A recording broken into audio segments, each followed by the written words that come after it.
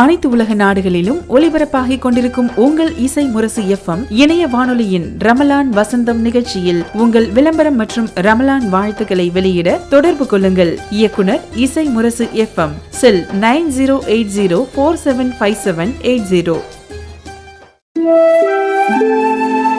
இணையதள தேரிலேறி உலகெல்லாம் வலம் வரும் இசை முரசு வானொலி. இது இதயங்களை இணைக்கும் வானொலி.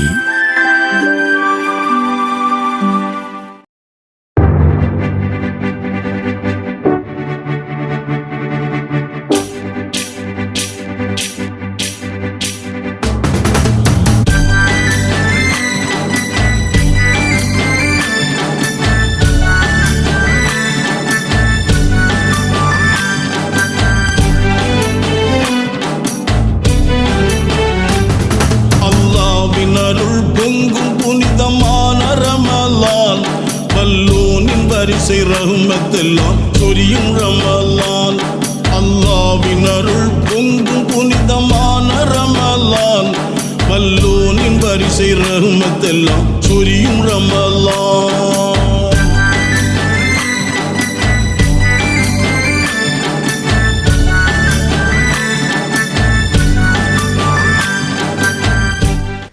இசை முரசு FM இணைய வானொலி நேர்கள் அனைவருக்கும் நெஞ்சம் நிறைந்த சலாம். அஸ்ஸலாமு அலைக்கும். நேர்கள் அனைவரையும் ரமலான் வசந்தம் 9ஆம் நாள் நிகழ்ச்சிக்கு அன்புடன் வரவேற்றுக் கொள்கிறோம். சின்ன குழந்தை ஒரு நேரம் உணவு உண்ணவில்லை என்றால் தாய் பதறிப்போவாள். ஆனால் ரமலான் மாதத்தில் ஒரு நாள் முழுக்க குழந்தை பசியோடு இருப்பதை தாய் ஏற்றுக்கொள்கிறார். சின்னதாக ஒரு நகம் வெட்டுகிற போது குழந்தையின் விரலில் ஒரு சின்ன காயம் ஏற்பட்டு விட்டால் தாய் பதறிப்போவாள். அதே குழந்தைக்கு ஆண் குழந்தையாக இருந்தால் கத்ரா செய்கிற வலியை குழந்தை அனுபவிக்கும் என்று தெரிந்தும் குழந்தையை அனுமதிக்கிறாள், அதை ஏற்றுக்கொள்கிறாள் தாய். ஏனென்றால் சில வலிகள்தான் சில நிவாரணங்களை தரும். பசியை உணர்வதற்கு நாம் பசித்திருக்க வேண்டிய தேவை இருக்கிறது.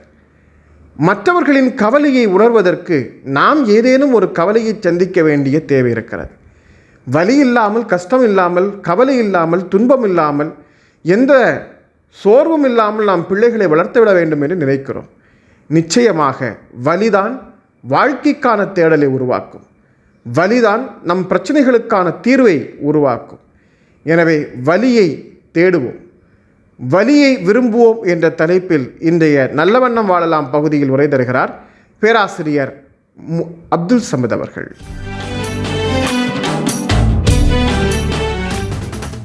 அளவற்ற அருளாளன், நிகரற்ற அன்புடையோன், ஏக இறைவனின் திருநாமத்தால் ஆரம்பம் செய்கின்றேன்.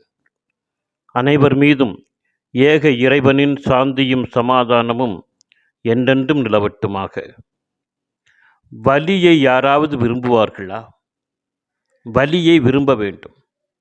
வலியை விரும்பினால்தான் உடல் நலன் சாத்தியமாகும். நடந்து செல்லும் பாதையில் ஒரு கண்ணாடி கிழிசல் நம் பாதத்தை குத்தி கிழித்து விட்டது என்றால் வலி என்கிற உணர்ச்சி இருந்தால்தானே காயம் பட்டதை உணர முடியும். உடனடியாக மருத்துவமனைக்கு சென்று சிகிச்சை பெற முடியும்.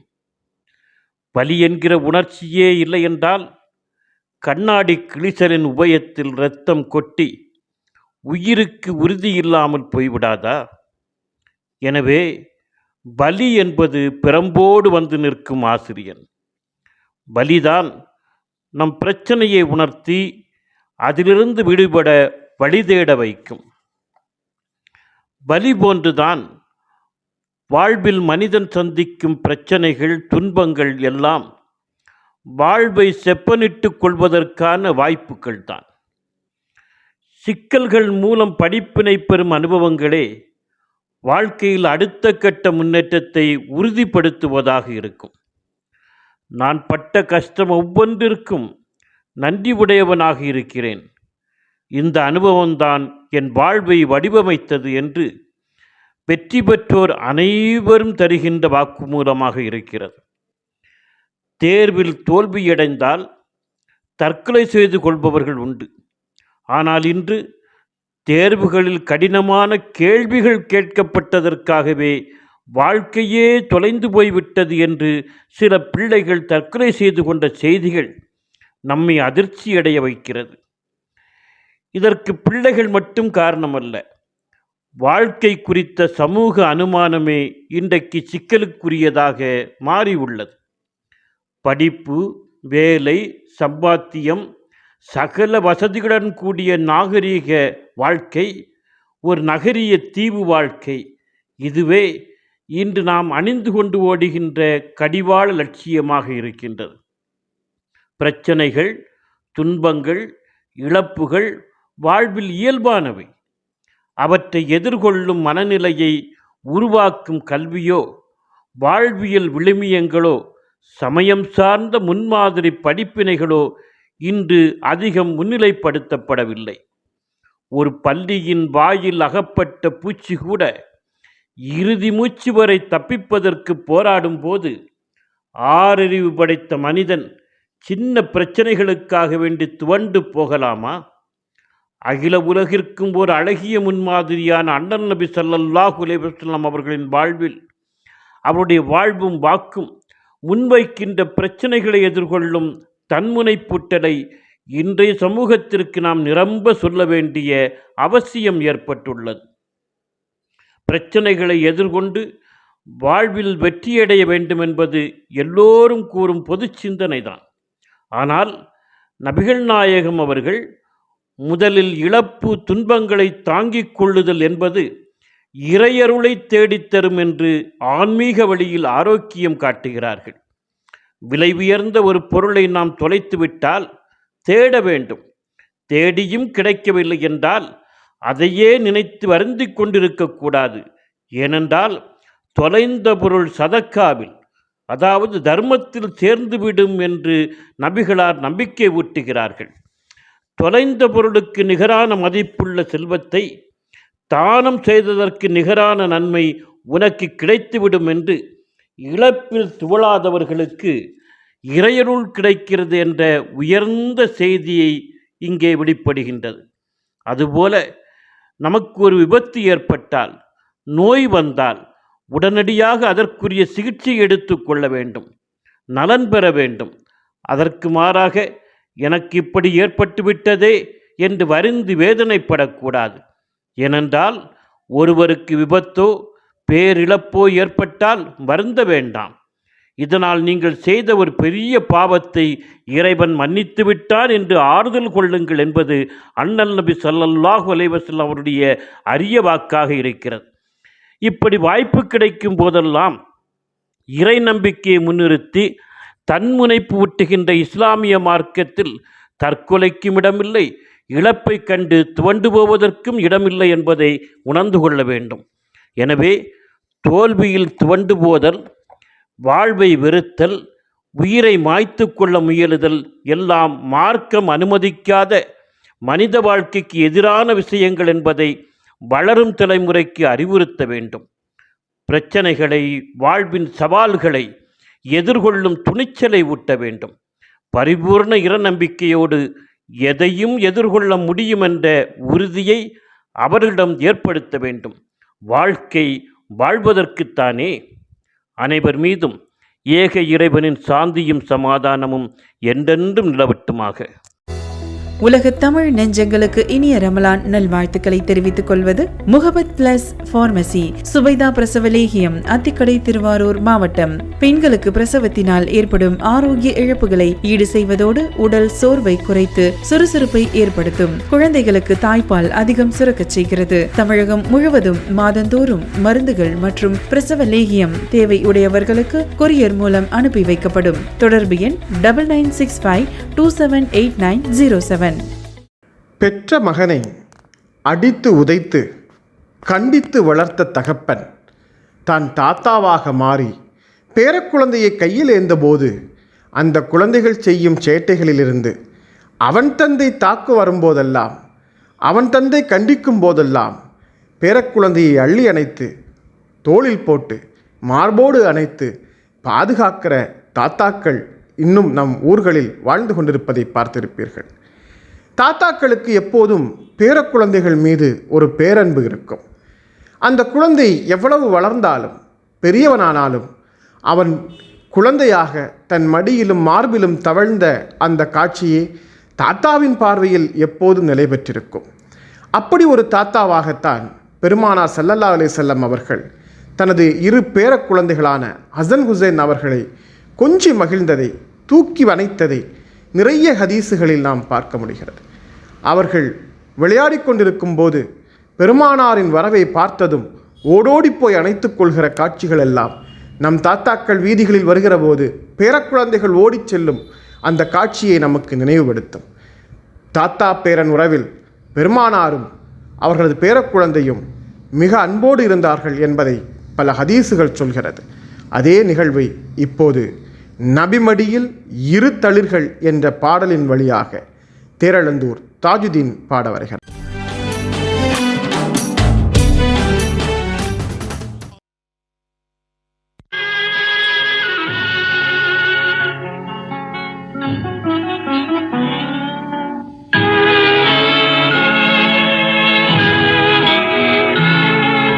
நபிமடியில் இரு தளிர்கள் தவழ்ந்ததம்மா தவழ்ந்ததம்மா, அண்ணல் மகள் மணிவயிற்றில் உதித்ததம்மா உதித்ததம்மா. நபிமடியில் இரு தளிர்கள் தவழ்ந்ததம்மா தவழ்ந்ததம்மா.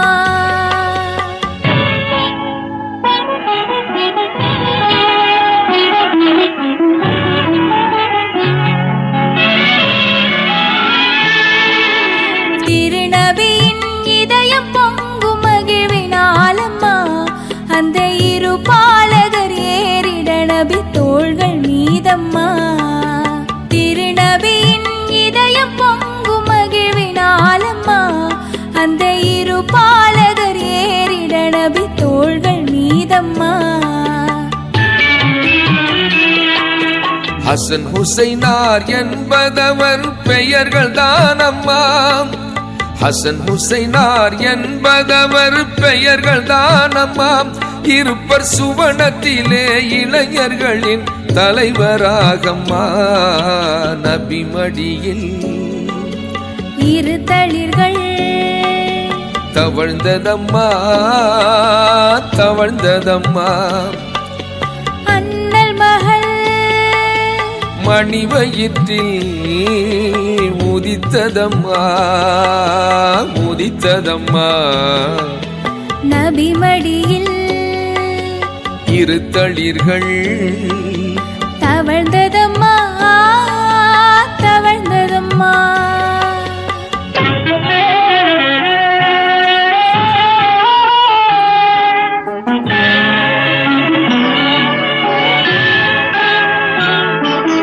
குழந்தைகளை அனுதினம் அவர் கொஞ்சுவாரம்மா, நபி மிம்பரிலே அவர்களையும் அமர்த்துவாரம்மா. குழந்தைகளை அனுதினம் அவர் கொஞ்சுவாரம்மா, நபி மிம்பரிலே அவர்களையும் அமர்த்துவாரம்மா.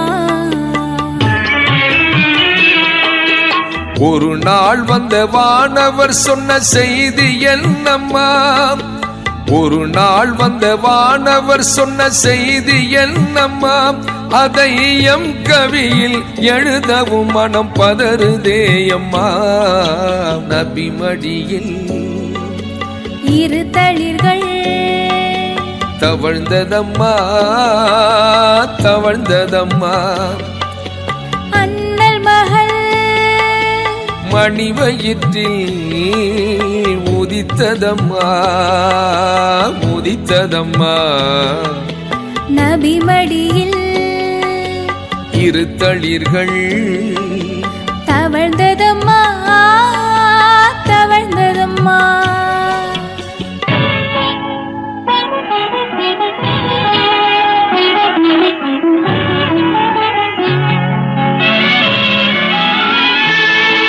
இமாம் ஹுசைனின் தலையை எதிரி கொய்து வாரம்மா, இதை கேட்ட நபியின் கண்கள் நீரை வார்த்ததே அம்மா. இமாம் தலையை எதிரி கொய்து வாரம்மா. இதை கேட்ட நபியின் கண்கள் நீரை வார்த்ததே அம்மா. சிறப்புதுவா அதனை மகளும் வேண்டினாரம்மா. சிறப்புதுவா அதனை மகளும் வேண்டினாரம்மா.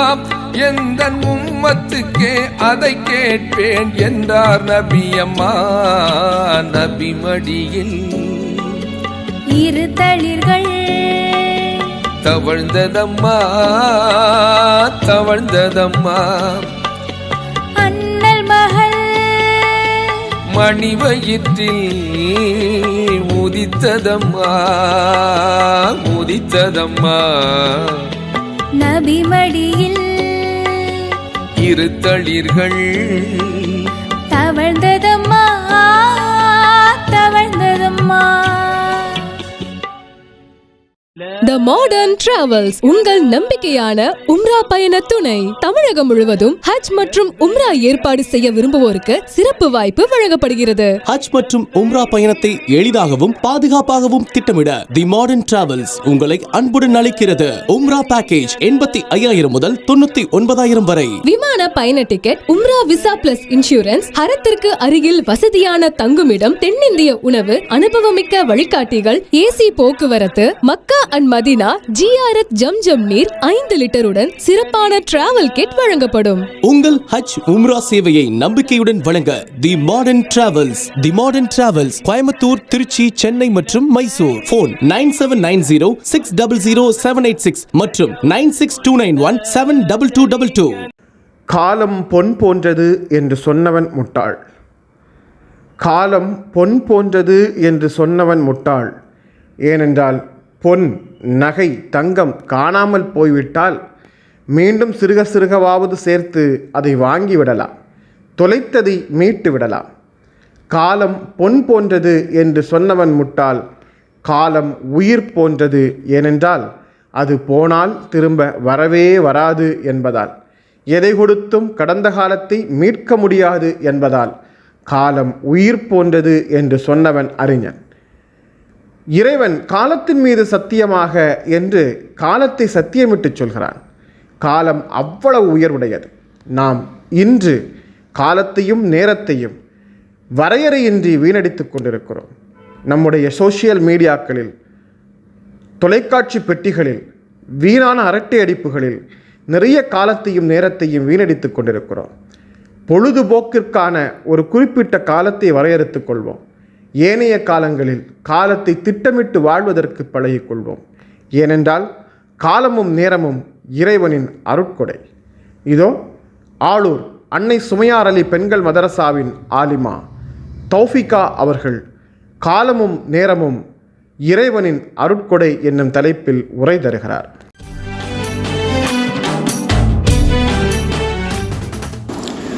அஸ்ஸலாமு அலைக்கும் வரஹ்மத்துல்லாஹி வபரகாத்துஹு. இன்னல் ஹம்துலில்லாஹி நஹ்மதுஹு வ நஸ்தஈனுஹு வ நஸ்தக்ஃபிருஹு. நஊது பில்லாஹி மின் ஷுரூரி அன்ஃபுஸினா வ மின் ஸய்யிஆத்தி அஅமாலினா. மா யஹ்தில்லாஹு ஃபலா முஹ்லில லஹு வ மா யுضلل ஃபலா ஹாதிய லஹு. வ அஷ்ஹது அன் லா இலாஹ இல்லல்லாஹ் வஹ்தஹு லா ஷரீக லஹு வ அஷ்ஹது அன்ன முஹம்மதன் அப்துஹு வ ரசூலுஹு. புகழனைத்தும் அல்லாஹ் ஒருவனுக்கே உரித்தானது. சலாமும் சலவாத்தும் எம்பெருமானார் நபி ஸல்லல்லாஹு அலைஹி வஸல்லம் அவர்களுக்கே உரித்தானது. மனித வாழ்க்கையில் அல்லாஹ் தந்த மிகப்பெரிய அருட்கொடை என்ன தெரியுமா? உலகத்தில் நாம் கழித்து கொண்டிருக்கின்ற இந்த காலமும் நேரமும் தான். அல்லாஹ் தாலா இந்த தன்னுடைய குரான் வசனத்தில் சொல்கிறான், 98 இடங்களில் சத்தியமிட்டு பேசுகின்றான். இன்னும் 18 இடங்களில் காலத்தை குறித்து பேசுகின்றான். அதிகாலையின் மீது சத்தியமாக, முற்பகல் மீது சத்தியமாக, இரவின் மீது சத்தியமாக, காலையின் மீது சத்தியமாக, இப்படி ஒவ்வொரு காலத்தையும் நேரத்தையும் பற்றி அல்லாஹ் தாலா சத்தியமிட்டு கூறுகின்றான். அல்லாஹ் தாலா தன் திருமறையிலேயே ஒரு வார்த்தையை அழுத்தமாக சத்தியமிட்டு கூறுகின்றான் என்றால் அந்த வார்த்தை மதிப்பு மிக்கதாகவும் மகத்துவம் மிக்க வார்த்தையாகவும் இருக்கும். ஆனால் மனிதன் என்ன செய்கின்றான்? தனக்கு ஏதாவது ஒரு நல்ல விஷயம் நடந்தால் உடனே இன்னைக்கு நமக்கு நல்ல டைம் நல்லா இருக்குது, இன்னைக்கு நமக்கு நல்ல நேரமாக இருக்குது என்று சொல்லக்கூடியவனாக இருக்கின்றான். இதே நேரத்தில் அவனுக்கு ஏதாவது ஒரு நடக்கக்கூடாத விஷயங்கள் ஏதாச்சும் நடந்துச்சுன்னா உடனே அவன் காலத்தை உடனே திட்டக்கூடியவனாக இருக்கின்றான். ஆதமுடைய மகன் என்னை நோய்வினை செய்கின்றான், அவன் காலத்தை திட்டுகின்றான். காலம் சொல்லுது, நேரத்தை கொண்டு வந்த ரப்பை பேசுகிறான். நபி ஸல்லல்லாஹு அலைஹி வஸல்லம் அவங்க சொல்கிறாங்க, அல்லாஹ் தஆலா நமக்கு தந்த மாபெரும் அருட்கொடைகள் 2 அருட்கொடை. ஒன்று ஆரோக்கியம், ஒன்று ஓய்வு. இந்த ரெண்டும் கிடைக்கும் போது நம்ம யாருமே அதை யூஸ் பண்ணுறதே இல்லை. ஆரோக்கியம் இருக்கும்போது அவன் அதை யூஸ் பண்ணதே இல்லை. முடிந்த பிறகு அவன் அந்த அமல்கள் செய்ய முடியலன்னு இருக்கிறான். இதே போல தான் ஓய்வு கிடைக்கக்கூடிய நேரங்களிலும் அதை பயன்படுத்தி நல்ல அமல்களை செய்ய தவறி விடுகின்றான். இன்னும் அத்தியாயம் 89 அல்லாஹ் தஆலா சத்தியமிட்டு சொல்கின்றான், ஒல் ஃபஜர், விடியற்காலையின் மீது சத்தியமாக. அல்லாஹ் தஆலா அதில் 6வது வசனத்தில் சொல்கிறான், அலம் தர கைஃப ஃபஅல ரப்புக பிஆத், ஆது கூட்டத்தை நான் என்ன செஞ்சேன் நீங்கள் பார்க்கலையா. இன்னும் 9வது வசனத்தில் சொல்கின்றான், பள்ளத்தாக்கில் பாறைகளை குடைந்து வந்த சமூது கூட்டத்தை நான் என்ன செஞ்சேன்னு பார்க்கலையா. சமூது கூட்டத்தாரையும் ஆது கூட்டத்தாரையும் அல்லாஹ் தஆலா அவ்வளோ பெரிய பலசாலியாட்டு படைச்சிருந்தான். அவங்க பாறைகளை குடைந்து தங்களுடைய வீடுகளை அமைத்து கொண்டார்கள். அவ்வளோ பலசாலியாட்டு இருந்தாங்க. ஆனால் எப்பேற்பட்ட பலசாலியாக இருந்தாலும் அவர்களுக்கு அல்லாஹ் தஆலா பெரிய வேதனையை கொடுத்தான். அவர்கள் மாறு செஞ்சதுனால அவர்களுக்கு ஒரு பெரிய வேதனையை கொடுத்தான். எல்லா இந்த சமூகத்தையும் அல்லாஹ் தஆலா சமூக அழிவுகளை இந்த ஃபஜர் நேரத்தில் தான் அவங்கள அழித்தான். இன்னும் அல்லாஹ் தஆலா அத்தியாயம் 35-37 வசனத்தில் அல்லாஹ் தஆலா சொல்கிறான், மனிதனுக்கு அல்லாஹ் தஆலா அறிவை கொடுத்துருக்கான். அவன் அறிவை அல்லாஹ் தஆலா என்னத்துக்கு தந்திருக்கான்? நம்ம சிந்தித்து செயல்படுவதற்காகத்தான் அந்த அறிவை நமக்கு தந்திருக்கான். அல்லாஹ் தஆலா கேட்குறான், சிந்தித்து பார்க்கக்கூடியவன் அதில் சிந்திக்கும் பொருட்டு நான் உங்களுக்கு நீண்ட ஆயுளை கொடுக்கலையா? நான் உங்களுக்கு எதுக்காக நீண்ட ஆயுளை கொடுத்தேன் நீங்கள் யோசித்து பார்க்க மாட்டீங்களா அப்படின்னு அல்லாஹ் தஆலா கேட்குறான். இன்னும் அல்லாஹ் தஆலா அத்தியாயம் 32வது வசனம் 12 சொல்கிறான், நாளைக்கு எல்லாரும் அல்லாஹ் முன்னாடி வந்து நிற்கும் போது அந்த நாளில் குற்றவாளிகள் கேட்பாங்களாம், ரப்பன அப்சர்னா ஓ சமிஹ்னா ஃபர்ஜிஹ்னா, அதாவது எங்கள் இறைவா நாங்கள் பார்த்து கொண்டோம், நாங்கள் கேட்டோம், நீ எங்களை ஃபர்ஜிஹ்னா எங்களை திருப்ப அனுப்பு, நாங்கள் சாலிஹன் இன்னா மூக்கினூன், நாங்கள் இன்னும் நற்செயல் செய்யக்கூடியவர்களாக இருப்போம், நாங்கள் உறுதியானவங்க அப்படின்னு சொல்கிறாங்க. ஆனால் அல்லாஹ் தஆலா சொல்வான், உங்களுக்கு உலகத்தில் நான் எவ்வளோ நாட்களை தந்தேன், எவ்வளோ நாள் நீங்கள் இருந்தீங்க, அந்த நாட்களையெல்லாம் நீங்கள் யூஸ் பண்ணாமல் விளையாட்டுலையும் வீணாகவும் எல்லா நாளையும் கழித்தீங்க. நாளை நாளை என்று ஒவ்வொரு நாளையுமே நீங்கள் வீணாக்கி கொண்டிருந்தீங்க. நீங்கள் உலகத்தில் இருக்கும்போது என்ன மறந்துருந்தீங்க, இப்போ நான் உங்களை மறந்துடுறேன் அப்படின்னு அல்லாஹ் தஆலா சொல்கிறான். இன்னும் அத்தியாயம் 10-49 வசனத்தில் அல்லாஹ் சொல்கிறான், ஒவ்வொரு சமூகத்திற்கும் அல்லாஹ் தஆலா ஒரு குறிப்பிட்ட தவணை கொடுக்குறான். அந்த தவணை வந்து விட்டால் ஒரு நொடி அவங்க பிந்தவும் மாட்டாங்க, ஒரு நொடி முந்தவும் மாட்டாங்க. அல்லாஹ் தஆலா அந்த எந்த டைம் சொல்கிறானோ அந்த டைமில் நம்ம அந்த டைம் குறிச்சாச்சுனாலே நம்ம அந்த டைமில் அல்லாஹ் தஆலாட்ட போயிட வேண்டியதுதான். அந்த நேரத்தில் மனுஷன் என்ன சொல்லுவான் தெரியுமா, அல்லாஹ்ட்ட கேட்பானா, அல்லாஹ் எனக்கு கொஞ்சம் நேரம் கொடு, இன்னும் கொஞ்சம் எனக்கு ஒரு அவகாசம் கொடு, நான் கொஞ்சம் நல்ல அமல் செஞ்சுட்டு வரேன், அல்லாஹ் எனக்கு இன்னும் கொஞ்சம் அவகாசம் எனக்கு கொடு அப்படின்னு. ஆனால் எவ்வளோ அவகாசம் கொடுத்தாலும் மனிதன் என்ன செய்வான், அதே நிலைமையெல்லாம் திரும்பியும் செல்வானே தவிர அந்த எந்த டைமுமே அவன் யூஸ் பண்ணிக்கிட மாட்டான். நபி ஸல்லல்லாஹு அலைஹி வஸல்லம் அவங்க சொல்கிறாங்க, 5 பருவத்துக்கு முன்னாடி நீங்கள் 5 பயன்படுத்தி கொள்ளுங்க. என்னதுன்னா முதுமை, அதாவது முதுமை அடைவதற்கு முன்னாடி உங்களுடைய நீங்கள் வாலிபத்தை பயன்படுத்திக்கிடுங்க. ஆரோக்கியம் இருக்கும்போதே நீங்கள் எல்லாமே செஞ்சுக்கிடுங்க. செல்வம் இன்னைக்கு இருக்கலாம், நாளைக்கு இல்லாமல் போகலாம். இருக்கும்போது செல்வம் நம்மள்கிட்ட இருக்கும்போது அதை நீங்கள் பயன்படுத்தி கொள்ளுங்க. இதே போல் ஓய்வு கிடைக்கும் போது அதை நீங்கள் பயன்படுத்தி கொள்ளுங்க. மரணம், கடைசியாக நமக்கு மரணம் வரும்போது மரணத்திற்கு முன்னாடி உள்ள வாழ்க்கையை நம்ம பாக்கியமாட்டு கருதி அந்த நேரத்தில் எல்லாத்தையும் அதை யூஸ் பண்ணி செய்யக்கூடியவங்களாக இருங்க அப்படின்னு. மூத்த உலாமாக்கள்லாம் நேரத்தை ரொம்ப பேணுவதில் முக்கியத்துவம் கொடுத்துருந்தாங்க. அதனால தான் அவங்களுக்கு அல்லாஹ் தஆலா நேரத்தில் நிறைய பரக்கத்தை கொடுத்துருந்தான். இன்றைக்கி உட்கார்ந்த இடத்துல இருந்தால் எல்லா டிரான்சாக்ஷனும் நடக்குது, எல்லாமே நடக்குது. ஆனால் எதுலேயுமே ஒரு நேரம் நான் காணாதுன்னு சொல்லக்கூடிய மனிதர்களாக தான் இருக்காங்க. எல்லாருமே பிஸியான வாழ்க்கையோடு தான் இருக்காங்க. உட்கார்ந்த இடத்துல இருந்து ஜிபே பண்ணுறாங்க, எல்லா டிரான்சாக்ஷன் நடக்குது, கம்யூனிகேஷன் எல்லாம் நடக்குது. ஆனாலும் அவன் என்ன செய்கிறான், நேரம் பத்தலைங்கிற நேரத்தில் அவனுக்கு பரக்கத்து இல்லாமல் இருக்குது. அப்போ எந்த டிரான்சாக்ஷனும் இல்லை, கம்யூனிகேஷன் இல்லை. ஆனால் நேரம் நிறைய இருந்துச்சு. இப்போ எல்லாம் இருந்த புறமும் நமக்கு நேரத்தில் பரக்கத்து இல்லாமல் இருக்குது. இமாம் நஃபி ரஹ்மத்துல்லாஹி அவங்க சொல்கிறாங்க, அவங்க வந்து 40 வயசில் அவங்க மௌத்தாயிட்டாங்க. அவங்க வந்து 500க்கு மேலே புக்ஸ் எழுதியிருக்காங்க. அவங்க உம்மா வந்து சாப்பிடத்துக்கு கூப்பிடுவாங்களாம். கூப்பிடும்போது இவங்க சொல்கிறாங்களா, இல்லைம்மா நான் எழுதிட்டு இருக்கேன், இன்னும் கொஞ்ச நேரம் கழித்து சாப்பிட்றேன் அப்படின்னு. அதுக்கப்புறமா அப்படியே எழுதிட்டு இருப்பாங்களாம். எழுதிட்டு இருக்கும்போது டைம் தெரியாத அளவுக்கு அவங்க எழுதிட்டு இருக்காங்க. சுபூடைய நேரம் வருது. சுபூடைய நேரம் வந்தோன்னே கேட்குறாங்களாம், அம்மா சாப்பாடுங்க அப்படின்னு கேட்பாங்களாம்.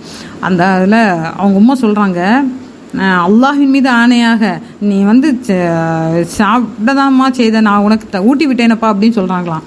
இவங்க சொல்கிறாங்களா, உண்மையாட்டே நான் அதை வந்து நீ ஊட்டி விட்டது கூட எனக்கு தெரியாது, நான் சாப்பிட்டது கூட எனக்கு தெரியாது அப்படின்னு. அந்த அளவுக்கு அவங்க அந்த படிப்பதிலையும் நூல்கள் எழுதுவதிலையும் ஆர்வமாக அந்த அளவுக்கு கல்வியை கற்பதிலுமே அந்த நாட்களை செலவிட்டுட்டே இருந்தாங்க. அந்த அளவுக்கு அவங்க இது பண்ணுறாங்க. அவங்களுடைய அந்த 500 புக்ஸையும் நம்ம படிக்கிறதுக்கு நமக்கு அந்த ஆயுள் போதாது. அந்த அளவுக்கு அவங்க வந்து தன்னுடைய நேரத்தை வந்து செலவிட்டுருக்காங்க.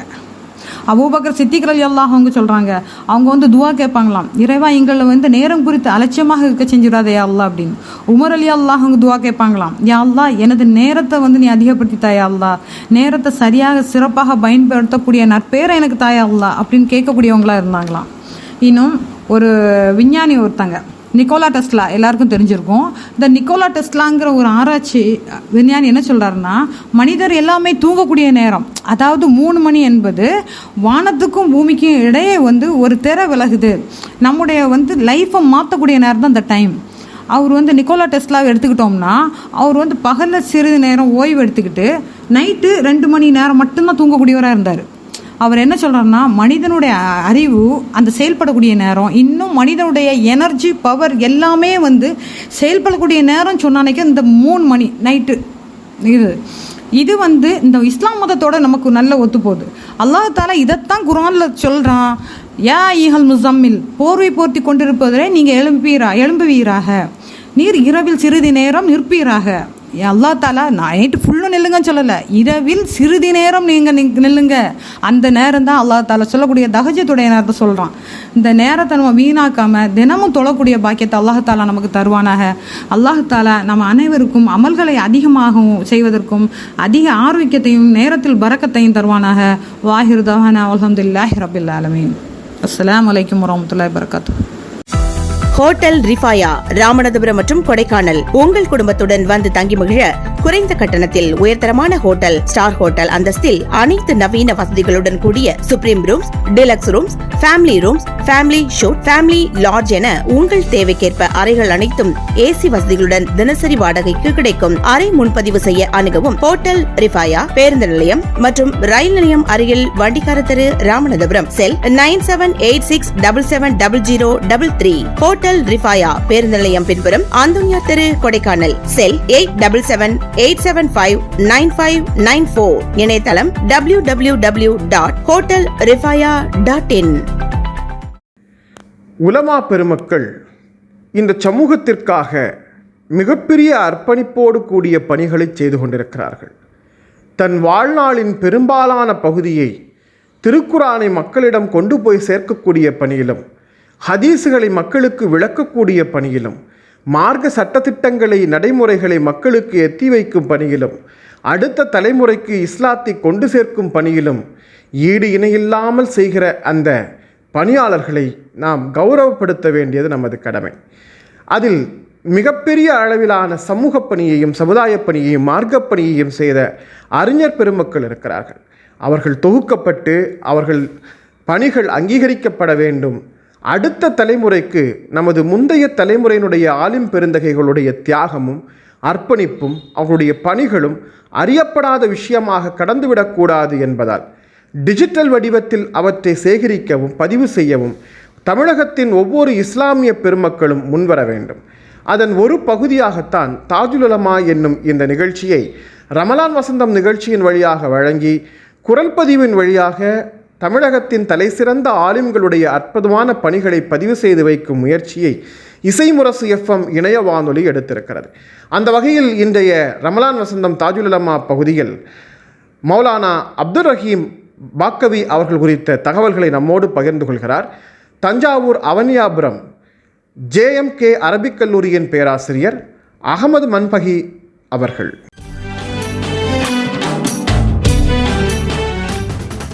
அஸ்ஸலாமு அலைக்கும் வரஹ்மத்துல்லாஹி தஆலா வபரகாத்துஹு. இசை முரசு வானொலியின் அன்பான நேயர் பெருமக்களே, இன்றைய தினம் தாஜுல் உலமா சிறப்பு நிகழ்வின் வழியாக நாம் பார்க்கவிருப்பது மௌலானா அப்துர் ரஹீம் பாக்கவி ரஹ்மத்துல்லாஹி அலைஹி அவர்களை பற்றி. ஹதரத் சையதுனா அபூபக்கர் சித்திக் ரலியல்லாஹு அன்ஹு அவர்கள் வம்சாவளியில் வந்த அலா ஹதரத் மற்றும் ஜியாவுதீன் முஹம்மது ஹதரத் ரஹ்மத்துல்லாஹி அலைஹி அவர்களின் வழித்தொடரில் வந்த மற்றொருவர் தான் மௌலானா அப்துர் ரஹீம் ஹதரத் ரஹ்மத்துல்லாஹி அலைஹி அவர்கள். இவர்கள் அலா ஹதரத் அவர்களுக்கு உறவு முறையில் பேரர் ஆவார்கள். ஹதரத் அவர்கள் இன்றைய கரூர் மாவட்டம் ஈசனத்தம் அருகில் உள்ள ஆத்தூரில் கிபி 1889 ஆண்டு குல்லா அப்பா என்ற முகமது இஸ்மாயில் என்பவருக்கு மகனாக பிறந்தார்கள். தந்தை வியாபாரம் செய்து நல்ல செல்வ நிலையில் வாழ்ந்தார்கள்.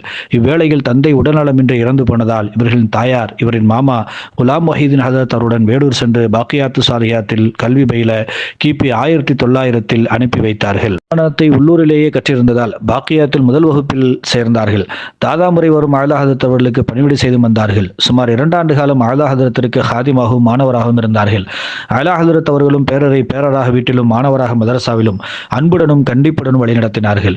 மேலும் பாக்கியாத்தில் ஆசிரியர்களாக இருந்த குலாம் மஹீதீன் ஹசரத், காதிர் பாஷா ஹசரத் என பலரிடம் கற்றுத்தேர்ந்தார்கள். பிறகு நீடூர் மிஸ்பாஹுதா நிறுவனர் அப்துல் கரீம் ஹசரத் அவர்களுடன் தேவ்பந்த் தாருல் கலைக்கூடத்தில் ஷேகுல் ஹிந்த் மௌலானா முஹம்மது ஹசன் ரஹமத்துல்லாஹி அவரிடம் கல்வி பயின்றனர். பின்னர் அன்னாரை அலா ஹதரத் அவர்கள் பாக்கியாத்து சாலியாத்திற்கு ஆசிரியர் பணி செய்யவும் தமக்கு பிறகு தன் உறவினர் ஒருவர் மதரசாவில் தொடர்ந்து இருக்க வேண்டும் என்ற நல்லெண்ணத்திலும் அழைத்துக் கொண்டார். பாக்கியாத்து சாலியா அரபிக்குள்ளி முதல்வரும் தாதாவுமான அலா ஹதரத் அவர்களின் கீழ் ஏறத்தாழ 8 ஆண்டுகள் சிறப்பாக பணி செய்தார்கள். 1919 அலா ஹதரத் அவர்கள் மரணத்திற்கு பிறகு மகனார் மௌலானா ஜியாவுதீன் முஹம்மது ஹசரத் அவர்கள் முதல்வராக பதவியேற்ற பொழுது அவர்களுக்கு அப்துர் ரஹீம் ஹசரத் அவர்கள் உதவியாளராக நாயிப் நாசிராக நியமிக்கப்பட்டார்கள். 1941 மௌலானா ஜியாவுதீன் முஹம்மது ஹசரத் அவர்கள் இறந்த பின்னர் அவர்களே முதல்வராக நியமிக்கப்பட்ட பணியில் திறமையாக செயலாற்றி வந்தனர். ஹசரத் அவர்கள் ஒவ்வொரு ஹதீஸையும் விவரிக்கும் போது அரபு நாட்டின் எந்த பகுதியில் எந்த ஹதீஸின் சம்பவம் நிகழ்ந்ததோ அந்த சூழலை மாணவர்களின் மனக்கண் முன்னால் கொண்டு வந்து நிறுத்துவர். பாடங்களை உருதுவில் நடத்திய போதிலும் மாணவர்கள் கேட்கும் கேள்விக்கு அவரவர் மொழியில் அழகாக பதில் கூறுவார்கள். மாணவர்களுக்கு மௌலானா அவர்கள் மிகச் சிறப்பாக ஓதி கொடுப்பதைக் கண்டு மனதில் ஒரு முடிவிற்கு வந்து விட்டார் அலா ஹதரத் அவர்கள். ஒரு சமயம் தம் மகன் மௌலானா ஜியாவுதீன் முஹம்மது ஹசரத் அவர்களிடம் அலா ஹதரத் அவர்கள், மகனே, உன் மகள் கமர் நிசாவை எனக்கு தத்து கொடுத்து விடு என்று கேட்க, மகனார், தந்தையே, நானும் என் பிள்ளைகளும் என் செல்வம் அனைத்தும் உங்களுக்குரியவர்கள், நீங்கள் என்ன சொல்கிறீர்களோ அதனை ஏற்போம் என்றார்கள். அலா ஹதரத் அவர்களோ, இல்லை, உன் மகளை எனக்கு கொடுத்து விடு, நான் விரும்பும் ஒருவருக்கு அவரை திருமணம் செய்து வைக்கிறேன் என்று கேட்க, மகனார், தந்தையே, யார் என்று சொல்லுங்கள், நானே அவருக்கு திருமணத்தை நடத்தி வைக்கிறேன் என்றார்கள். மீண்டும் அலா ஹதரத் அவர்களோ, இல்லை, நான் சொல்லும் நபர் உமக்கு பிடிக்காமல் கூட போகலாம் என்று சொல்ல, மகனார், தந்தையே, யார் என்று சொல்லுங்கள், நானே முன்னின்று கண்டிப்பாக திருமணத்தை நடத்தி வைக்கிறேன் என்று மீண்டும் சொன்னார்கள். கடைசியாக அலா ஹதரத் அவர்கள், நமது உறவினரும் பாக்கியாத்தின் உஸ்தாதுமான ஹதரத் அப்துர் ரஹீம் தான் அந்த மாப்பிள்ளை என்றார்கள். அலா ஹதரத் அவர்கள் இப்படி தயங்கி கேட்க காரணம், அன்றைய நிலையில் மௌலானா அப்துர் ரஹீம் ஹசரத்துடைய குடும்பத்தார் மிகவும் ஏழ்மையான நிலையில் இருந்தனர். ஆனால் மௌலானா ஜியாவுதீன் முஹம்மது ஹசரத் அவர்களுடைய குடும்பமோ லட்சாதிபதியாக திகழ்ந்தார்கள். பின்பு மகன் தந்தைக்கு வாக்களித்தது போலவே தம் மகள் கமர் நிசாவை திருமணம் செய்து வைத்தார்கள்.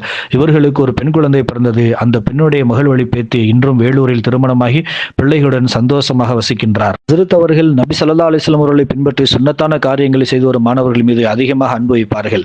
செயல்கள் ஏதேனும் சரியத்திற்கு முரணான விஷயங்களை கண்டால் அவர்களுக்கு ஒருவேளை உணவை தடை செய்து உத்தரவிடுவார்கள். ஆனாலும் மாணவர்கள் வந்து தவறுக்கு வருந்தி மன்னிப்பு கேட்கும் பொழுது உடனே மன்னித்து உணவருந்து ஆணையிடுவார்கள்.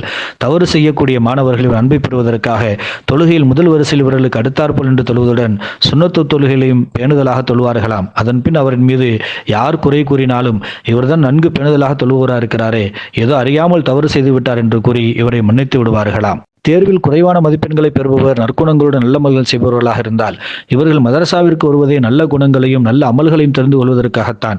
இவர்தான் நல்லவராகவும் நல்ல அமல்களை செய்பவராகவும் இருக்கிறார் என்று கூறி அவர்களை தேர்வில் வெற்றி பெற்றவனின் பட்டியலில் சேர்த்து விடுவார்கள். இவர்கள் தசவுப் சம்பந்தப்பட்ட ஆன்மீக விஷயத்திலும் மிகவும் ஈடுபாடு உடையவர்களாக இருந்தார்கள். ஃபத்தஹுல் ஜுஹூத் ஷரஹ் அபிதாவுத் எனும் நூலாசிரியரான ஹலீல் அஹமது சாஹிப் அம்பேட்டி ரஹமத்துல்லாஹி அலைஹி, மௌலானா அஷ்ரஃப் அலி தானவி ரஹமத்துல்லாஹி அலைஹி, ஷேகுல் ஹிந்த் ரஹமத்துல்லாஹி அலைஹி, அலா ஹதரத் ரஹமத்துல்லாஹி அலைஹி ஆகியவர்களுடன் மிக நெருங்கிய ஆன்மீக தொடர்புகளை பெற்றும் சில நாட்கள் அவருடன் தங்கி ஆன்மீக அறிவை பெற்றும் திரும்புவார்கள். ஷரியத்திலும் தரீக்கத்திலும் உடலாலும் உள்ளத்தாலும் பெரும் சேவை செய்த ஹதரத் அவர்கள் கிபி 1948 மறு உலகிற்கு பயணமானார்கள்.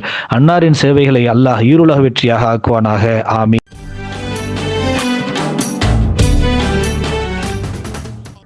தொழுகையில் பேணுதல் அவசியம். பெரும்பாலும் நாம் பயண நேரங்களில் தொழுகையை தவிர்த்து கொள்கிறோம். பிறகு போய் சேர வேண்டிய இடத்தில் சேர்ந்ததற்கு பிறகு தொழுது கொள்ளலாம் என்று முடிவு செய்து கொள்கிறோம். இப்படி பயணத்தில் இருப்பவர்களுக்கு தொழுகை தவிர்த்து கொள்ளலாம் என்பதற்கு நமக்கு அனுமதி இல்லை. இருப்பிடத்திலிருந்து சில மைல்கள் கடந்து விட்டால் தொழுகையில் சில சலுகைகளை இறைவன் வழங்குகிறான். ஆனால் வக்து அடைந்ததற்கு பிறகும், அருகாமையில் பள்ளிவாசல் இருந்ததற்கு பிறகும், இமாமத்து ஜமாத்தோடு தொழுவதற்கான வாய்ப்பு கிடைத்ததற்கு பிறகும் அதை நிறைவேற்றாமல் தவிர்ப்பது நம்மை ஏமாற்றுகிற செயல். அதை நாம் ஒருபோதும் செய்ய முன்வரக்கூடாது. பயணத்தில் எவ்வாறு பள்ளிவாசலை கண்டடைவது என்கிற பிரச்சனைக்கு இப்போது தமிழ்நாடு ஜமாத்துல் உலமா ஒரு மிகச்சிறந்த தீர்வை தந்திருக்கிறது. உங்கள் ஆண்ட்ராய்டு மொபைல் ஃபோனில் வே டு மஸ்ஜித் என்னும் ஆண்ட்ராய்டு அப்ளிகேஷனை பதிவிறக்கம் செய்து நீங்கள் பயணப்படுகிற பகுதிக்கு மிக அருகாமையில் பள்ளிவாசல்கள் எங்கே இருக்கிறது, அங்கே இமாமத் எப்போது நடக்கிறது என்கிற தகவல் எல்லாம் உடனுக்குடன் பெற்றுக்கொண்டு அந்த முஹல்லா ஜமாத் நிர்வாகத்தில் பள்ளிவாசலில் இமாமத் ஜமாத்தோடு நீங்கள் பங்கேற்று தொழுகையை நிறைவேற்றி கொள்ள முடியும். அப்படியான வாய்ப்பை நாம் பயன்படுத்தி கொள்ள வேண்டும்.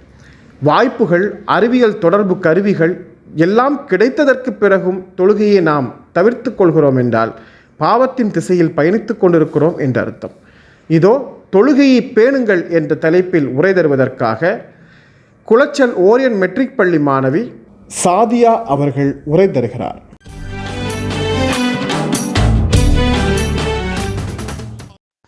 அஸ்ஸலாமு அலைக்கும் வரஹ்மத்துல்லாஹி பரகாத்துஹு. என் பெயர் ஷாதியா. நான் ஓரியன் மெட்ரிகுலேஷன் பள்ளியில் 5ஆம் வகுப்பு படிக்கின்றேன். இன்னைக்கு எனக்கு கொடுக்கப்பட்டிருக்க தலைப்பு என்னவென்றால் தொழுகையை பேணுங்கள். அல்லாஹ்வின் அடியார்களே, ஒன்றை நாம் தெளிவாக விளக்கிக் கொள்ள வேண்டும், நம்முடைய மனதில் நிறுத்தி கொள்ள வேண்டும். நாம் இந்த உலகத்தில் படைக்கப்பட்டதுதான் நோக்கம் அல்லாஹுவை வணங்குவதற்காக. நாம் அல்லாஹுவின் அடிமைகள். அல்லாஹ் நம்மை படைத்திருக்கின்றான், அவனை நாம் வழிபட வேண்டும் என்பதற்காக தவிர இல்லை. அல்லாஹ் நம்மை படைத்ததின் நோக்கம் நாம் அவனை வணங்கி வழிபட வேண்டும் என்பதை தவிர வேறு எந்த நோக்கமும் இல்லை. நம்மை படைப்பதை கொண்டு அல்லாஹ் வேறு எதையும் நாடவில்லை. அவன் நம்மிடமிருந்து வேறு எதையும் எதிர்பார்க்கவில்லை. அவன் எதிர்பார்க்கின்றது ஒரே ஒரு தன்மை, என்னவென்றால் அல்லாஹுவை நாம் வணங்கி வழிபட வேண்டும். நாம் அவனுடைய அடிமைகள் என்பதை உணர வேண்டும்.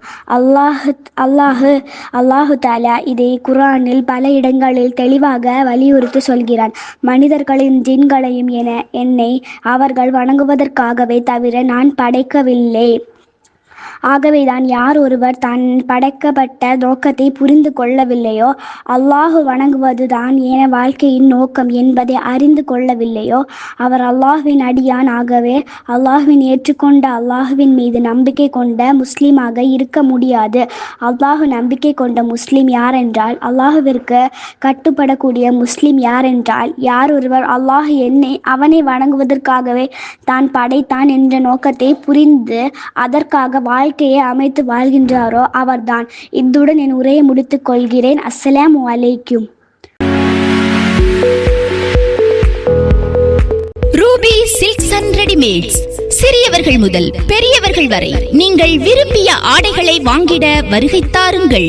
லேட்டஸ்ட் மாடல்களில் பூனம் சாரீஸ், காட்டன் சேலை, பட்டு சேலைகள், மேலும் பெண்களுக்கான சுடிதா, சுடி மெட்டீரியல் நீங்கள் எதிர்பார்த்த வண்ணம் மிகவும் குறைந்த விலையில் கிடைக்கும். டி-ஷர்ட் வகைகள் மற்றும் ஷர்ட், காட்டன் பேண்ட், மேலும் ஆண்களுக்கான ஜீன்ஸ் பேண்ட் லேட்டஸ்ட் மாடல்களில் கிடைக்கும். சுடி மெட்டீரியல், சுடிதார் போன்றவை, சிறுமிகளுக்கான ஃப்ராக், வெஸ்டர்ன் செட், சிறுவர்களுக்கான பேண்ட் ஷர்ட் எங்களிடம் 5% முதல் 10% வரை தள்ளுபடி உண்டு. ஆடைகள் என்றாலே உங்கள் நினைவுக்கு வருவது ரூபி சில்க்ஸ் அண்ட் ரெடிமேட்ஸ் தாங்க. போன் 253983, பெரிய தெரு, மணிக்கூண்டு அருகில், பட்டுக்கோட்டை. மாட்சிமை பொருந்திய தத்துவத்தால், மேன்மை பொருந்திய ஒழுக்கத்தால், கடமை தவறாத கண்ணியத்தால், நெறிபிரளாத வாழ்வியல் முறைகளால் உலகின் பல்வேறு தலைவர்களை, பல்வேறு நாட்டு தலைவர்களை இஸ்லாம் ஈர்த்திருக்கிறது. அப்படியான ஒரு ஈர்ப்பை இந்தியாவின் தேசத்தந்தைக்கும் இஸ்லாம் தந்தது. காந்தியடிகள் இஸ்லாத்தால் ஈர்க்கப்பட்டார், இஸ்லாத்தை விரும்பினார், இஸ்லாமியர்களை விரும்பினார், இஸ்லாமியர்களுக்கு ஆதரவாக இருந்தார் என்பதற்காகவே கொல்லவும் பட்டார். காந்தியடிகள் இஸ்லாமியர்களால் கொண்டாடப்பட வேண்டியவர்கள். காந்தியடிகள் இஸ்லாத்தால் எவ்வாறு ஈர்க்கப்பட்டார்? இதோ உரை தருகிறார் அறந்தாங்கி ஃபஜ்ருல் ஹுதா இஸ்லாமிக் அரபிக் கல்லூரியின் பேராசிரியர் சித்தி ஃபர்ஹானா அவர்கள்.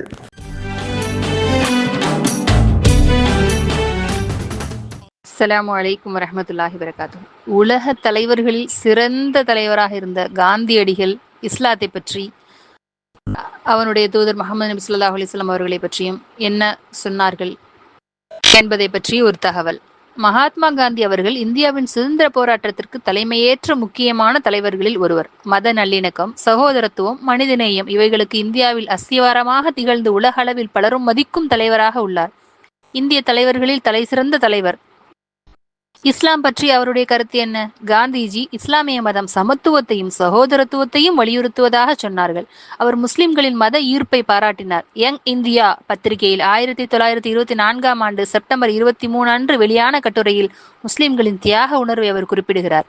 அவர் கூறியதாவது, முஸ்லிம்கள் தங்கள் மத நம்பிக்கைக்காக உயிரை விட தயங்குவதில்லை. அவர்கள் தங்கள் மதம் மீதான பக்தியில் உறுதியானவர்கள். இது முஸ்லிம்களின் தியாக உணர்வையும் மத நம்பிக்கைக்காக அவர்கள் எவ்வளவு துணிச்சலாக இருந்தார்கள் என்பதையும், காந்தி அவர்கள் இந்திய சுதந்திரத்திற்கு முஸ்லிம்கள் சிந்திய இரத்தத்தையும் தியாகத்தையும் கண்முன்னால் பார்த்தவர் என்பதால் இந்த வார்த்தையை உதிர்த்தார்கள். முகமது நபி ஸல்லல்லாஹு அலைஹி வஸல்லம் அவர்களை பற்றி காந்தியடிகள் என்ன கூறினார்கள் என்றால், நபி ஸல்லல்லாஹு அலைஹி வஸல்லம் அவர்களுடைய வாழ்க்கை வரலாற்றை படித்தபோது எனது கண்களில் கண்ணீர் தானாக வந்துவிட்டது என்கிறார் காந்தியடிகள். முகமது நபி அவர்கள் சமூக சீர்திருத்தத்திற்கு எடுத்த முயற்சிகளை கண்டு வியப்பு அடைகிறேன் என்றார். முகமது நபி அவர்கள் ஒரு தலைசிறந்த சீர்திருத்த காவலராக இருந்தார். அவர் அன்பு, நீதி செயல்கள், சகிப்புத்தன்மை மற்றும் இறையச்சத்துடன் ஒரு சமுதாயத்தை உருவாக்கியவர். முகமது நபியின் வாழ்க்கை முறையும் அவரின் நேர்மை, தன்னலமின்மை மற்றும் எளிமை ஆகியவை காந்தியடிகளை மிகவும் கவர்ந்தன. பல சந்தர்ப்பங்களில் இஸ்லாத்தையும் இஸ்லாமியர்களையும் மிகவும் கண்ணியமாக தரமுயர்த்தி புகழ்ந்துள்ளார். மேலும் குர்ஆனை பற்றி கூறும்போது, புனித வேதமான குர்ஆனை பற்றி காந்தியடிகள் பல முறை பேசியிருக்கிறார்கள். அவர்கள் கூறியதாவது, குர்ஆன் ஒரு தூய்மையான நூல். அது மனிதனின் நற்செயல்களில் ஈடுபட வைக்கின்றது. அதில் உள்ள போதனைகள் மனித உறவுகளை வளர்க்கும் வகையில் அமைந்துள்ளது. இஸ்லாத்தை அமைதியை முன்னெடுத்துச் செல்லும் ஒரு மார்க்கமாக அவர் கருதினார். மேலும் குர்ஆனில் அஹிம்சை ஒரு முக்கிய இடத்தை பிடித்திருப்பதாக உணர்ந்தார். அவர் குறிப்பாக குர்ஆனில் உள்ள நீதிக்கான தத்துவங்களை பாராட்டி இருக்கின்றார். இஸ்லாமிய சட்டங்களை பற்றி சொல்லும்போது, இஸ்லாமிய சட்டங்களை புரிந்து கொள்ள தெரியாதவர்கள் தான் விமர்சனம் செய்திருக்கிறார்கள். ஆனால் காந்தியடிகள் ஒருபோதும் விமர்சனம் செய்ததில்லை. முஸ்லிம்கள் தங்கள் மத நம்பிக்கையில் உறுதியாக இருப்பதை அவர் பாராட்டியிருக்கின்றார். உமர் ரலியல்லாஹு அவர்களை பற்றிய கருத்து சொல்லும்போது, காந்திஜி 2ஆம் கலீஃபா உமர் இப்னு ஹத்தாப் ரலியல்லாஹு அவர்களை சிறந்த ஆட்சியாளராக குறிப்பிட்டார். அவர்கள் கூறியதாவது, இந்தியா உமர் அலி போன்ற ஒரு ஆட்சியாளரை பெற வேண்டும். காந்தி அவர்கள் உமர் அலி அவர்களின் நீதியையும் சாதாரண வாழ்க்கை முறையும் பொதுமக்களுக்கு அளித்த நன்னடத்தையும் மிகவும் பாராட்டி பல சந்தர்ப்பங்களில் பேசியும் எழுதியும் உள்ளார். மத நல்லிணக்கம் மற்றும் முஸ்லிம்கள், இந்து முஸ்லிம் ஒற்றுமையை மிகவும் வலியுறுத்தினார் காந்தியடிகள். 1920களில் நடந்த கிலாஃபத் இயக்கத்தின் போது முஸ்லிம்களின் உரிமைகளை பாதுகாக்க அவர் தொடர்ந்து போராடினார். அவரது கருத்துப்படி இந்து முஸ்லிம் ஒற்றுமை இல்லாமல் இந்தியாவின் சுதந்திரம் முழுமையாக இருக்க முடியாது என்று அடித்து கூறினார். காந்திஜியின் பார்வையில் இஸ்லாம் என்பது மதம் மட்டுமல்ல, அது மனித நேயத்திற்கும் சமூக நீதிக்குமான ஒரு வழிகாட்டியாக இருந்தது என்பதே அவர்களின் பார்வையாக இருந்தது. காந்தியடிகள் முக்கிய போதனை இஸ்லாம் என்பது நேர்மை, சமத்துவம், தியாகம், சகிப்புத்தன்மை மற்றும் நீதியின் அடிப்படையில் அமைகிறது என்பதுதான். அவர் இஸ்லாமிய மாண்புகளை மதிப்புடன் அணுகினார் என்பது நமக்கு தெரிய வருகிறது. முஸ்லிம்களை மிகவும் நேசித்தார். அதன் காரணமாகவே கோட்சோ என்பவரால் சுட்டுக் கொல்லப்பட்டார் என்பது வரலாறு கூறும் உண்மையாக இருக்கின்றது.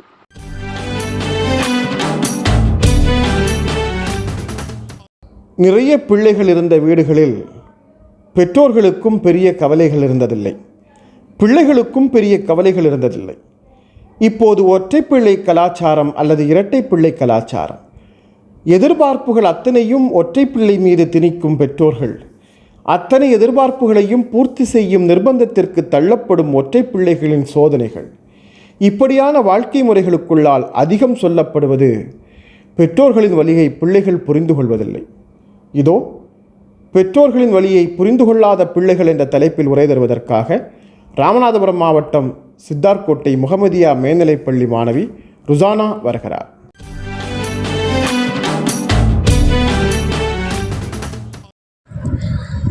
இசைமுரசு எஃப்எம் இனிய வானொலி நேயர்களுக்கு அஸ்ஸலாமு அலைக்கும். நான் உங்கள் ருஷானா, 9ஆம் வகுப்பு முஹம்மதியா மேல்நிலைப்பள்ளி சித்தார்கோட்டை ராமநாதபுரம். இன்று நான் எடுத்துக்கொண்ட தலைப்பு பெற்றோரின் வழியை புரிந்து கொள்ளாத பிள்ளைகள்.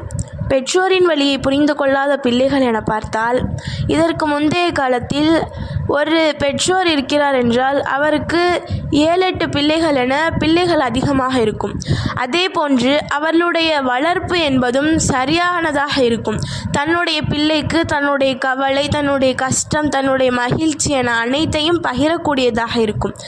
ஆனால் இன்றைய சூழலில் பிள்ளையினுடைய வளர்ப்பு என்பதை பார்க்க போனோமேயானால் 2 விதமாக இருக்கிறது.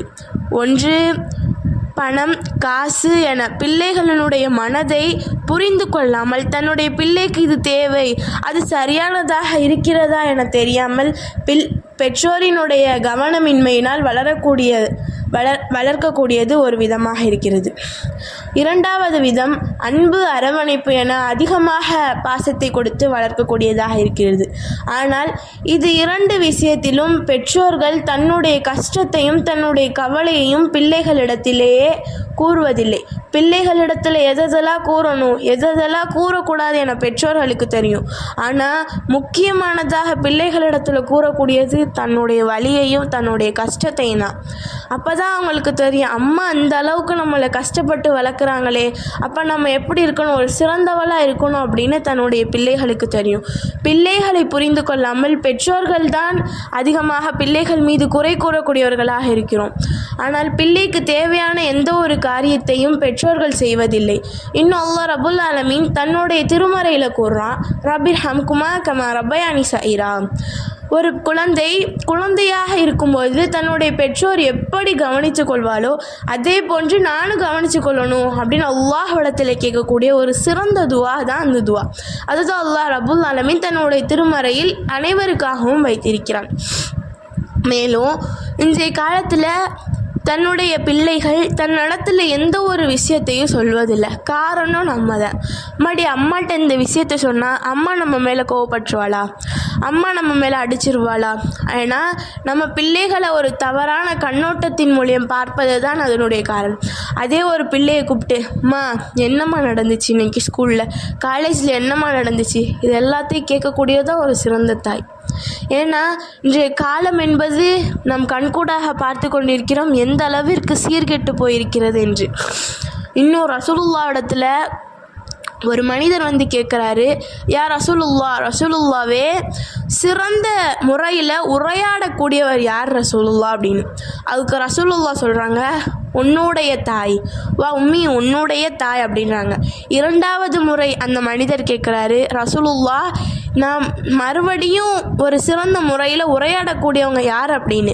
அதுக்கு ரசூலுல்லாஹ் சொல்கிறாங்க, மீண்டும் அதே பதிலையே, உன்னுடைய அம்மா தான் அப்படின்னு. 3வது முறையாக ரசூலுல்லா இடத்துல அந்த மனிதர் கேட்குறாரு, யார் ரசூலுல்லா 3வது முறையாக கேட்குறேன், இப்போ யார் ரசூலுல்லா என்னுடைய சிறந்த முறையில் நான் உரையாடக்கூடியவங்க அப்படின்னு. அதுக்கு ரசூலுல்லா சொல்கிறாங்க, உம்மி உன்னுடைய தாய் அப்படின்னு. 4வதாக ரசூலுல்லாட்ட கேட்குறாங்க, 4வதாக யார் ரசூலுல்லா நான் சிறந்த அளவில் உரையாடக்கூடியவங்க அப்படின்னு. அதுக்கு ரசூலுல்லா சொல்கிறாங்க, அபி உன்னுடைய தந்தை அப்படின்னு. அப்போ தாய் என்பவள் எந்த அளவுக்கு சிறந்த அந்தஸ்தை பெற்றிருக்கிறாள் என்பதையும் நம்ம பார்க்கணும். இன்னும் தன்னுடைய கஷ்டம், கவலை அனைத்தையுமே பிள்ளைகளிடத்தில் சொல்லணும். ஏன்னா நம்ம மரணிச்சிட்டா கூட நாளைக்கு நம்மளை பின்தொடர்ந்து வரக்கூடியது 3 செயல்தான். அந்த ஒரு செயலில் இருக்கக்கூடியதான் சாலிகான பிள்ளைகள் தன்னுடைய பெற்றோர்களுக்காக கேட்கக்கூடிய அந்த துவாவும் இருக்கிறது. எனவே தன்னுடைய பிள்ளைகளுக்கு, அம்மாவுக்கு இந்த கஷ்டம் இருக்குமா, அம்மாவனுடைய வலியை புரிஞ்சுக்கோ, அல்லாஹ்விடத்துல துவா கேளு, அவனிடத்துல கேட்டால் மட்டும்தான் நம்மளுக்கு நடக்கக்கூடிய அனைத்துமே நடக்கும் என பிள்ளைகளிடத்தில் ஒரு சிறந்த தாயோ தந்தையோ கூறி தம்முடைய பிள்ளைகளிடத்திலிருந்து வரக்கூடிய பதிலையும் பெற்றுக்கொண்டு அல்லாஹ்விடத்தில் அவர்களுக்காக சிறந்த துவாவையும் செய்வோம் என கூறி எனது உரையை முடித்துக் கொள்கின்றேன். வாஹிதவானா அனில் அல்ஹம்துலில்லாஹி ரப்பில் ஆலமீன். அஸ்ஸலாமு அலைக்கும் வரஹ்மத்துல்லாஹி வபரகாத்துஹு. உலகில் நீங்கள் எந்த நாட்டில் வாழ்ந்தாலும் உங்களுக்கு வேண்டிய இஸ்லாமிய நூல்களை உங்கள் வீட்டு வாசலுக்கே வரவழைத்துக் கொள்ள உதவுகிறது சென்னை ரஹ்மத் பதிப்பகம்.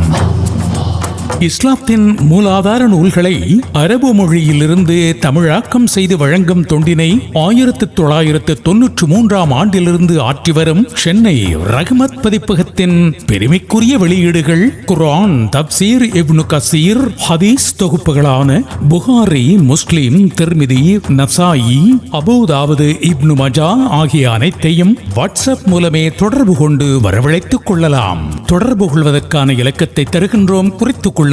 +9194402500. அனைத்து இஸ்லாமிய நூல்களும் கிடைக்கும் அற்புத களஞ்சியம் சென்னை ரஹ்மத் பதிப்பகம்.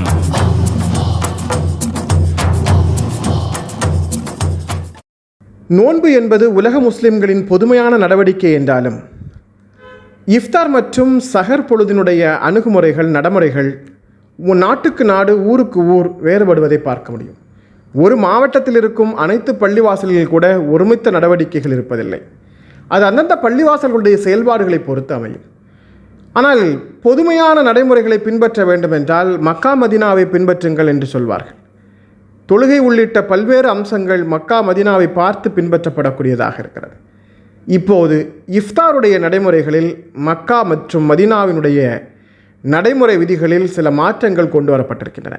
இது குறித்த தகவல்களை நம்மோடு பேசுகிறார் ரமலான் துளிகள் பகுதியில் ரமலான் துணுக்குகளாக தினந்தோறும் ரமலான் குறித்த ஏதேனும் புதிய தகவல்களை பகிர்ந்து கொண்டிருக்கும் எழுத்தாளர் குளச்சல் ஆசீம் அவர்கள்.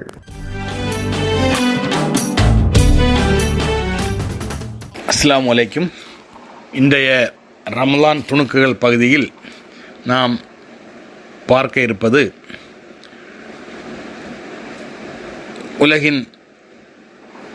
உலக முஸ்லிம்களுக்கு இருபெரும் புனித இறை இல்லங்களான மக்கா மஸ்ஜிதுல் ஹராமிலும் மதீனா மஸ்ஜிது நபவியிலும் இஃப்தார் நிகழ்ச்சிகளுக்கு அந்த துறை சார்ந்த ஆட்சியாளர்கள் புதிதாக நிபந்தனைகள் கொண்டு வந்துள்ளார்கள். அந்த வகையில் மக்கா மஸ்ஜிதுல் ஹராமில் ஃபாஸ்டிங் இஃப்தார் புக்கிங் சிஸ்டம் என்று ஒரு தனி போர்ட்டல் உருவாக்கி அங்கு யார் வேண்டுமானாலும் இஃப்தார் உணவுகள், நோன்பு திறப்பதற்கான பதார்த்தங்களை கொண்டு இனி விநியோகம் செய்ய முடியாது. அந்த வகையில் அதற்காக சில கட்டுப்பாடுகளை இந்த ஃபாஸ்டிங் இஃப்தார் புக்கிங் சிஸ்டம் என்று சொல்லக்கூடிய ஒரு புதிய ஆப்பின் மூலம் அவர்கள் கட்டுப்படுத்தி இருக்கிறார்கள். இந்த புதிய ஆப் என்ன சொல்கிறது என்றால், தனிநபர்கள் அல்லது குடும்பத்தினர் அல்லது நிறுவனங்கள் சதக்காவாக இஃப்தார் உணவுகளை இனி கொண்டு போய் தாங்களாகவே விநியோகம் செய்வது கட்டுப்படுத்தப்படுகிறது சில காரணங்களால். அதற்காக இந்த புதிய ஆப் மூலம் பதிவு செய்து இந்த இஸ்லாமிய விவகாரங்கள் துறையால் அங்கீகரிக்கப்பட்ட உணவு விநியோக கம்பெனிகள் மட்டுமே 2 புனித தலங்களிலும் உணவு விநியோகம் செய்வது நடைமுறைப்படுத்தியுள்ளனர். அந்த வகையில் இந்த ஆப் மூலம் ஒவ்வொருவருக்கும் தங்களுடைய குறியீட்டு எண்ணையோ தாங்கள் அமர்ந்திருக்கக்கூடிய இடங்களுடைய லொக்கேஷனையோ பதிவு செய்து தங்களுக்கு என்ன வகையான உணவு வேண்டும் என்று பதிவு செய்தால் அவை அந்த இடத்தில் நோன்பு திறப்பதற்கு முன்பாக கொண்டு சேர்க்கப்படும். இது மட்டுமல்ல, தனிநபர்களோ அல்லது 10 பேர் அடங்கிய குழுவினரோ இஃப்தார் கூடாரத்தில் தங்களுக்கு தேவையான இடங்களை புக் செய்வதற்கு கூட இந்த பிரத்யேக ஆப்பில் வசதிகள் செய்யப்பட்டுள்ளது. அனைத்து முன்பதிவுகளும் Saudi Arabia general authority for the affairs of two holy mosque என்ற நிறுவனத்தினுடைய அதிகாரிகளால் கண்காணிக்கப்படுகிறது. இதன் மூலம் அங்கே புனித நகரங்களில் தேவையில்லாமல் வீண் விரயம் செய்யக்கூடிய, இலவசமாக கொண்டு கிடைக்கக்கூடிய உணவு பதார்த்தங்களை வீண் விரயம் செய்வது கட்டுப்படுத்தப்படுகிறது. ஒவ்வொருவரும் தங்களுக்கு தேவையான உணவுகளை மட்டுமே ஆப் மூலம் முன்பதிவு செய்து பெற்றுக்கொள்ளவும், அதன் மூலம் வீண் விரயம் ரமதான் காலங்களில் தடுப்பதற்கும் சவுதி அரேபியா இஸ்லாமிய விவகாரங்கள் துறை ஏற்பாடு செய்துள்ளது. இந்த முயற்சி நிச்சயமாக பாராட்டுக்குரியது. இன்ஷா அல்லாஹ் நாளை மற்றொரு ரமலான் துணுக்குகள் தகவல்களோடு உங்களை சந்திக்கும் வரை அஸ்ஸலாமு அலைக்கும்.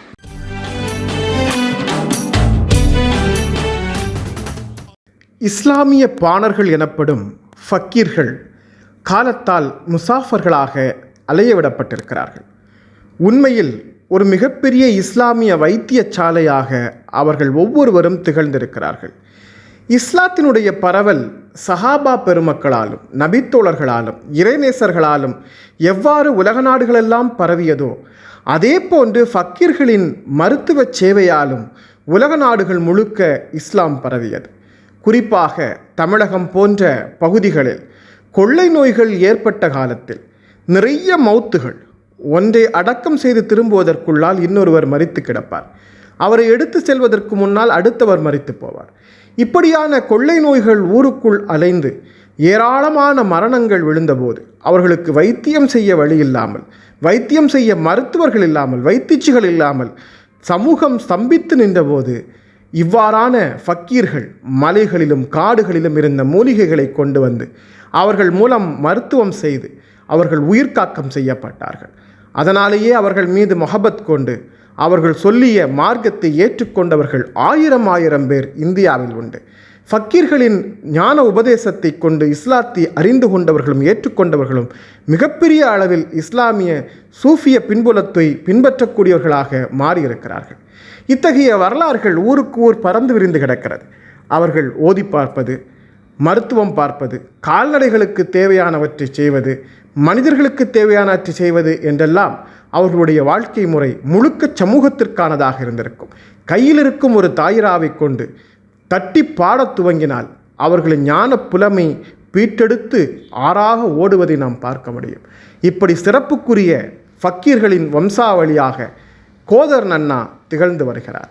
இதோ கோதர் நன்னாவை பற்றிய அறிமுகத்தை தருகிறார் நம்ம ஊர் நம்ம மக்க பகுதியில் எழுத்தாளர் முதுவை சம்சுல் ஹுதா பானு அவர்கள்.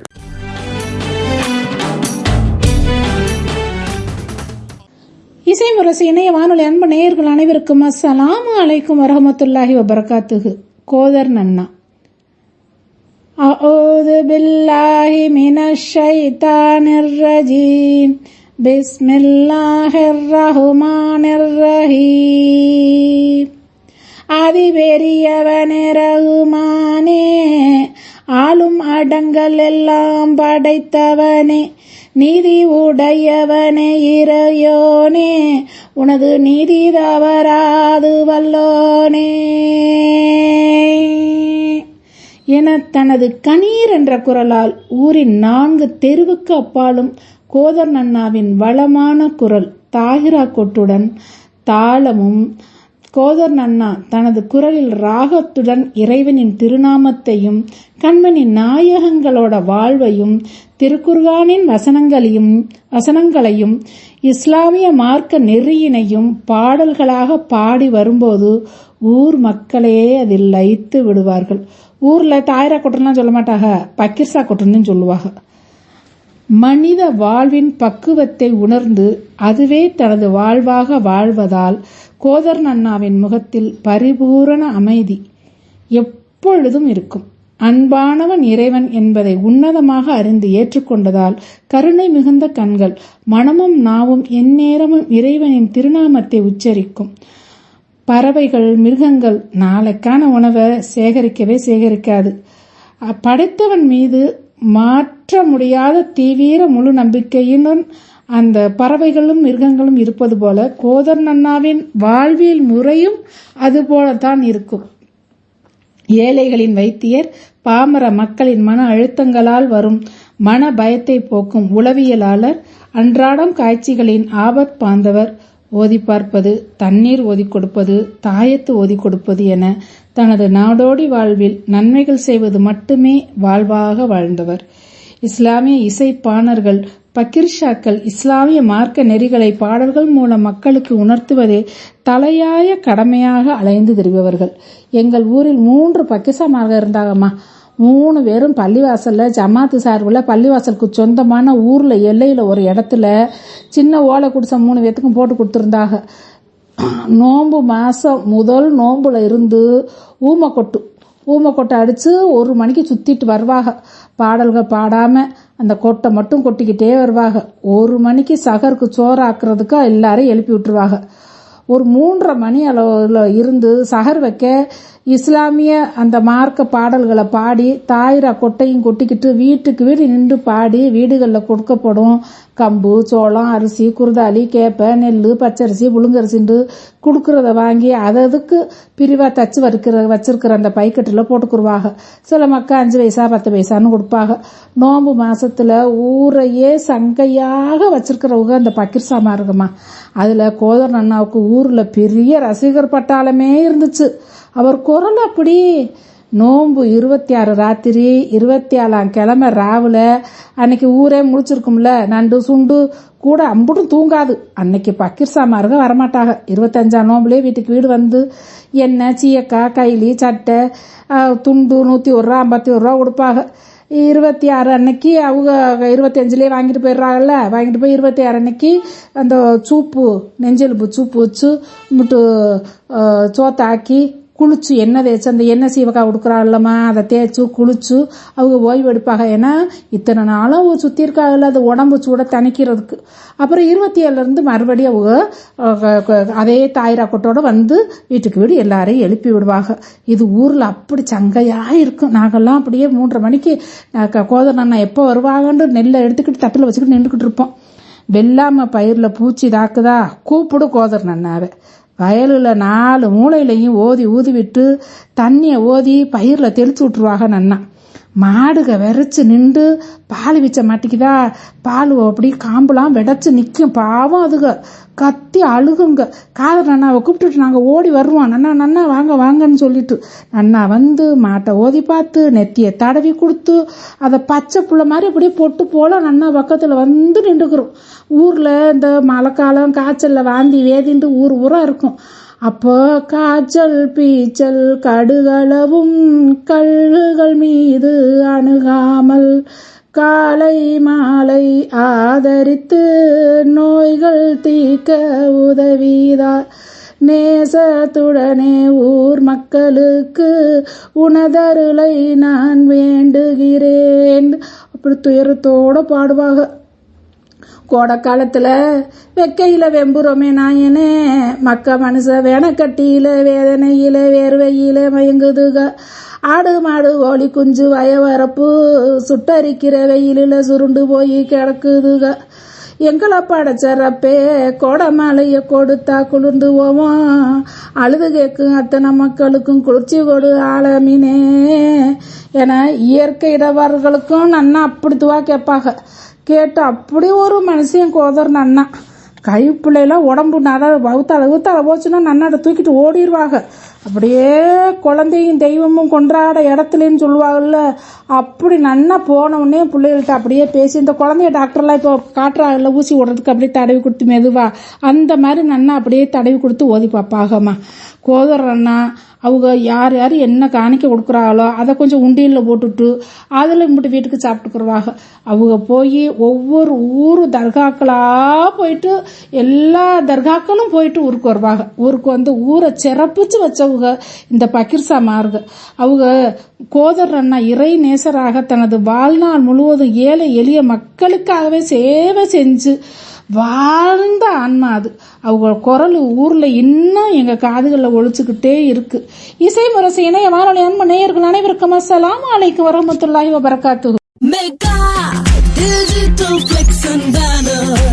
அரசியல் சினிமா வர்த்தகம் எல்லாம் அழகாய் கொண்டு சேர்த்திட mega digital flex and banner.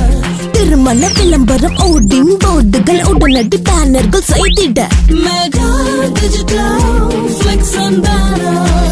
Mega digital flex and banner மவுண்டோ, அடையார், கோயம்பேடு மற்றும் திருவொற்றியூர். போன் 9440074666. கதைகளின் வழியாக நபிமார்கள் நம் வீடுகளுக்குள் உலாவிக் கொண்டிருந்தார்கள். நம் உம்மம்மாக்களும் குப்பிகளும் நன்னாக்களும் நன்னிகளும் பிள்ளைகளுக்கு கதைகளின் வழியாக நபிமார்களின் வரலாற்றை அறிமுகப்படுத்தி வந்தார்கள். இன்றைக்கு இருக்கும் நன்னிகளுக்கும் உம்மம்மாக்களுக்கும் நபிமார்களின் வரலாற்றை சொல்ல நேரம் போதுமானதாக இல்லை. நாம் சொல்வோம், அத்திக்கடை ஜெயனப் மத்த மதரசாவினுடைய மாணவி ஆமிரா யூனுஸ் நபியின் வரலாற்றை நம்மோடு பகிர்ந்து கொள்ள வருகிறார்.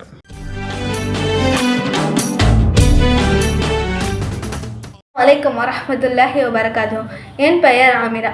நான் அத்திக்கடையில் உள்ள ஜெய்னப் மக்தப் மதரசாவில் படிக்கிறேன். நான் எடுத்துக்கொண்ட தலைப்பு யூனுஸ் நபியின் வரலாறு. யூனுஸ் நபி அவர்கள் யூனுஸ் நபி அவர்களை ஈராக்கில் உள்ள நைல்வா என்ற பகுதிக்கு நபியாக அனுப்பினார். அந்த பகுதி மக்களை சினை வணக்கத்தில் இருந்து தடுத்து அல்லாஹ்வை மட்டும் வணங்கும்படி கூறினார்கள். ஆனால் அவர்கள் சிலை வணக்கத்தில் மூழ்கி இருந்தார்கள். பிறகு யூனுஸ் நபி அவர்கள் அல்லாஹ்வின் வேதனையை பற்றி எச்சரித்தார்கள். நீங்கள் அல்லாஹ்வை ஈமான் கொள்ளவில்லை என்றால் 3 நாளில் அல்லாஹ்வின் வேதனை வரும் என்று கூறினார்கள். ஆனால் அதையும் அந்த மக்கள் புறக்கணிக்கவே அதை அவர்கள் பெரிதாக நினைக்காமல் அவர்கள் யூனுஸ் நபி அவர்களை கேவலப்படுத்தியதால் கோபமடைந்த யூனுஸ் நபி அவர்கள் அல்லாஹ்வின் அனுமதியின்றி ஊரை விட்டு வெளியேறினார்கள். இந்த செயலை அல்லாஹ் தவறாக நினைத்துக் கொள்ள மாட்டான் என்று எண்ணினார்கள். அப்போது நைலவாலேயே வேதனையின் அடையாளமாக வானத்தின் நிறம் மாறியது.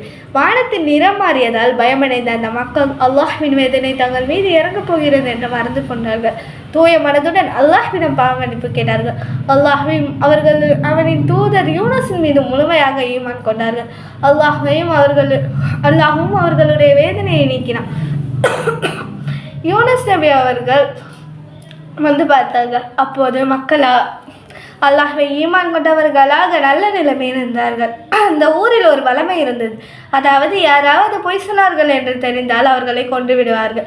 எனவே யூனுஸ் நபி அவர்கள் எண்ணினார்கள், அல்லாஹ்வின் வேதனை வராததால் தன்னை பொய்யன் என்று கூறி கொலை செய்திடுவார்கள் என்று எண்ணி ஒரு கப்பலில் ஏறினார்கள். அந்த கப்பல் கடலின் நடுப்பகுதியை அடைந்ததும் பலமான காற்று வீசியது. எனவே கப்பலில் உள்ளவர்கள் முடிவு செய்தார்கள், கப்பலில் கனம் அதிகமாக உள்ளது, எனவே யாராவது ஒருவரை கடலில் தூக்கி வீச வேண்டும் என்று முடிவு செய்து அனைவரின் பெயரையும் சீட்டு குலுக்கி போட்டார்கள். அதில் மீண்டும் மீண்டும் யூனுஸ் நபியின் பெயரே வந்தது. மக்கள் அனைவரும் ஆச்சரியம் அடைந்தார்கள். இருப்பினும் யூனுஸ் நபி அவர்கள் தானாகவே கடலில் குதித்தார்கள். அல்லாஹ் தஆலா ஒரு பெரிய மீனை அனுப்பி யூனுஸ் நபி அவர்களை மூழ்க செய்தார்கள். மீன் வயிற்றில் மாட்டிக்கொண்ட யூனுஸ் நபி அவர்கள் தன்னுடைய தவறால் அல்லாஹ் தன்னை சோதிக்கிறான் என்று உணர்ந்து மீண்டும் மீண்டும் பாவமன்னிப்பு கேட்டார்கள். லா இலாஹ இல்லா அன்த சுப்ஹானக இன்னி குன்து மினல் ஸாலிமீன். இதன் பொருள், வணக்கத்திற்குரியவன் அல்லாஹ்வை தவிர வேறு யாரும் இல்லை. இறைவா, நான் அநியாயக்காரர்களின் ஒருவராகிவிட்டேன் என்ற வார்த்தைகள் மூலமாக அல்லாஹ்விடம் பாவமன்னிப்பு கேட்டார்கள். நாம் நம்முடைய பாவத்திற்காக அல்லாஹ்விடம் பாவமன்னிப்பு கேட்க வேண்டும். நிச்சயமாக அல்லாஹ் பாவமன்னிப்பு கேட்பவர்களை மிகவும் நேசிக்கிறான். தன் அடியார் மீது தாயின் பாசத்தை விட 70 மடங்கு அதிகமாக பாசம் வைத்திருக்கிறான். பிறகு யூனுஸ் நபி அவர்கள் மீன் வயிற்றிலிருந்து வெளியேற செய்தார்கள். மீன் வயிற்றிலிருந்து வெளியே வந்த யூனுஸ் நபி தன்னுடைய ஊரிற்கே திரும்பினார்கள். ஊர் மக்கள் அனைவரும் யூனுஸ் நபி அவர்களின் வருகைக்காக காத்து கொண்டிருந்தார்கள். அதை பார்த்த யூனுஸ் நபி அவர்கள் மிகவும் மகிழ்ச்சி அடைந்தார்கள். அந்த மக்களுக்கு அல்லாஹ்வின் மகத்துவத்தையும் அதன் சட்டங்களையும் அதன் நன்மைகளையும் உபதேசித்தார்கள். மக்களும் அவர்களின் உபதேசத்தின்படி நடந்த அல்லாஹ்வின் பொருத்தத்தை பெற்றார்கள். வாஹிதம்மான் அனில் அல்ஹம்துலில்லாஹி ரப்பில் ஆலமீன். அஸ்ஸலாமு அலைக்கும் வரஹ்மத்துல்லாஹி வபரகாத்துஹு.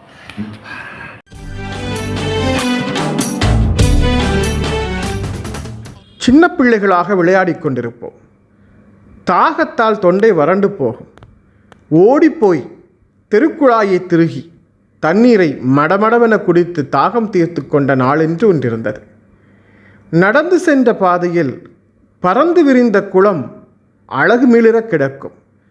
தாகம், நடைப்பின் கலப்பு ஒன்று கூட கொஞ்சம் குளத்தங்கரையில் இறங்கி கால் கையை அலசி தண்ணீரை பருகி தண்ணீரை மோந்து வயறார பருகி முகம் கழுவி அத்தனையும் செய்து தன்னை புதுப்பித்து கொண்டு மீண்டும் தன் பணியை தொடர்ந்த காலம் என்று ஒன்றிருந்தது. இப்படி எல்லாவற்றையும் காலம் என்று ஒன்றிருந்தது என்று சொல்லும் சூழல் இன்றைக்கு வந்திருக்கிறது. தண்ணீரை குடுவைக்குள் அடைத்து விற்பனை செய்யும் காலம் வரும் என்று 1/4 நூற்றாண்டுக்கு முன் ஒருவரும் நம்பியிருக்கவில்லை. அதை நாம் ஒவ்வொரு வீடுகளிலும் வாங்கி பருகுவோம் என்று எந்த குடும்பமும் நம்பியிருக்கவில்லை. இப்போது ஆக்சிஜன் சிலிண்டர்கள் வர துவங்கிவிட்டது. மாசுக்கேடுகளால் டெல்லி போன்ற பெருநகரங்கள் தேறிக்கொண்டிருக்கின்றன. பள்ளி விடுமுறைகள் கூட விடும் அளவிற்கு மாசுக்காடுகள் ஊர்கள் தூரம் பரவியிருக்கிறது. இதோ சுற்றுச்சூழலை பாதுகாப்பது நமது கடமை என்பதை வலியுறுத்தி பேசுகிறார் இஸ்லாமிய மாணவியர் அமைப்பைச் சேர்ந்த நஸ்ரின் அவர்கள்.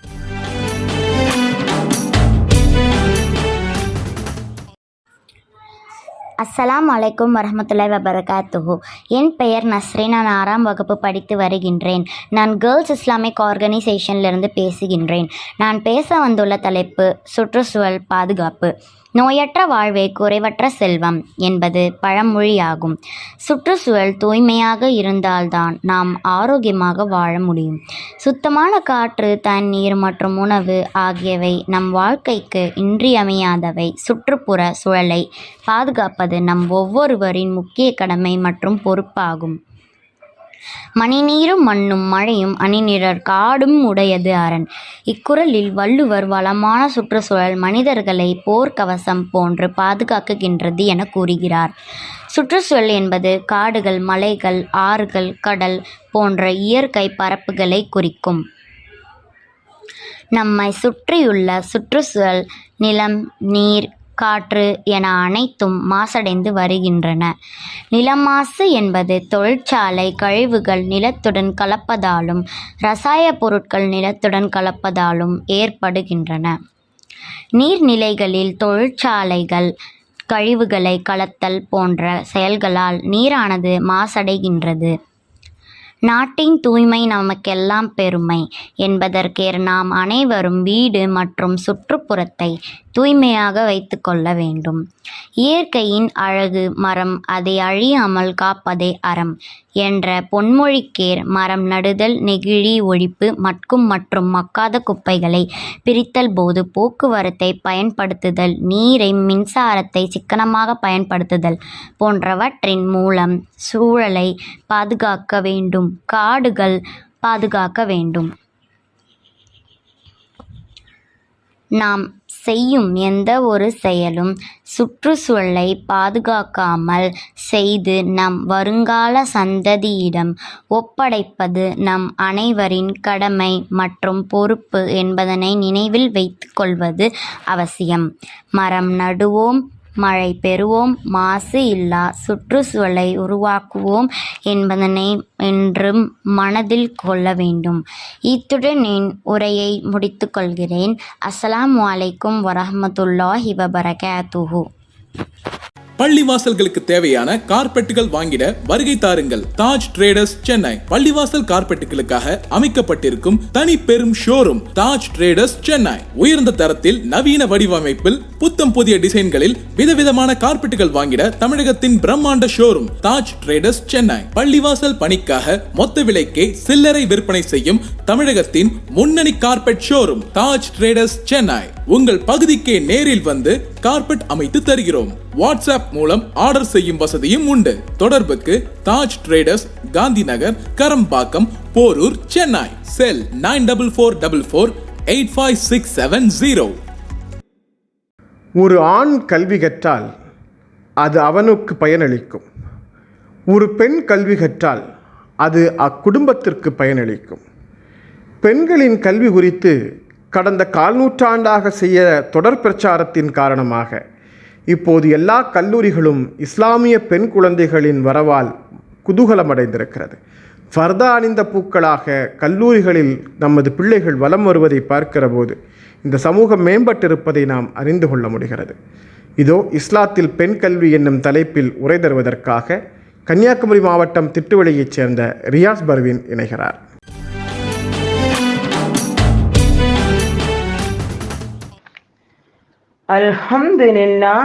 அல்ஹம்துலில்லாஹி ரப்பில் ஆலமீன். அன்பான சகோதர சகோதரிகளே, அஸ்ஸலாமு அலைக்கும் வரஹ்மத்துல்லாஹி வபரகாத்துஹு. இஸ்லாத்தில் கல்வி.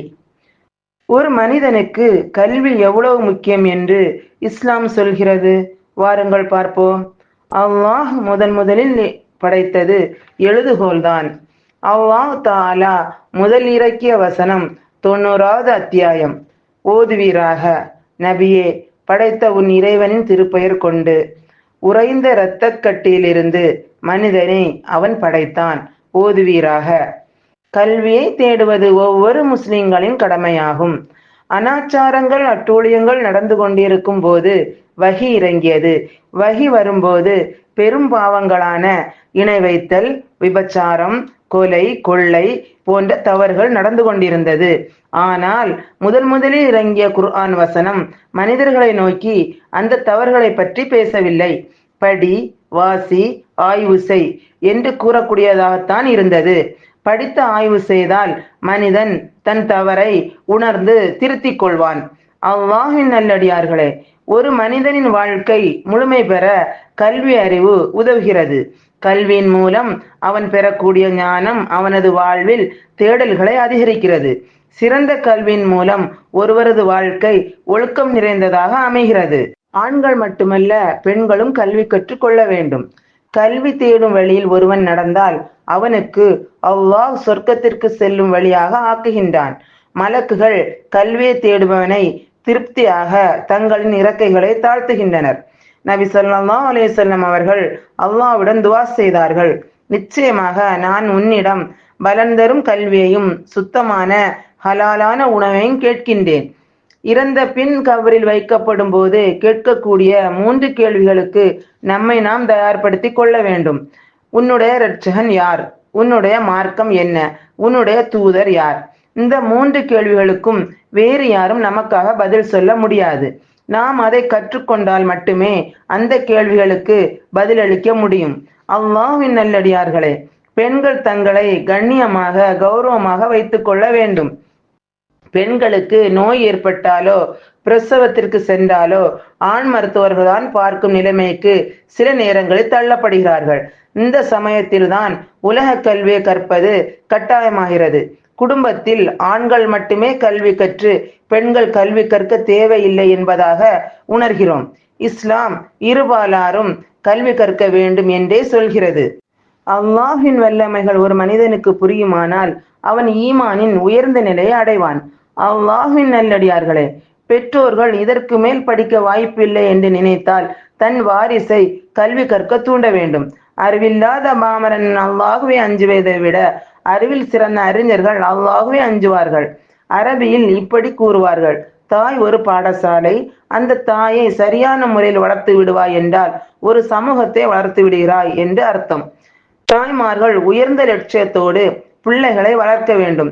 தன்னுடைய பிள்ளை டாக்டராக, இன்ஜினியராக, விஞ்ஞானியாக வர வேண்டும் என்று. அதே போல் ஈமானில் உறுதி உடையவராக வளர வேண்டும். நாமும் நம் குடும்பமும் அல்லாஹ்வின் பாதையில் ஒழுக்கமுள்ள கல்வியை கற்று இம்மைக்கும் மறுமைக்கும் பயனடைவோமாக. அல்லாஹ் தஆலா நம் அனைவரின் நல்ல அமல்களையும் பொருந்திக் கொள்வானாக. ஆமீன். அல்லாஹ் போதுமானவன். அஸ்ஸலாமு அலைக்கும் வரஹ்மத்துல்லாஹி வபரகாத்துஹு.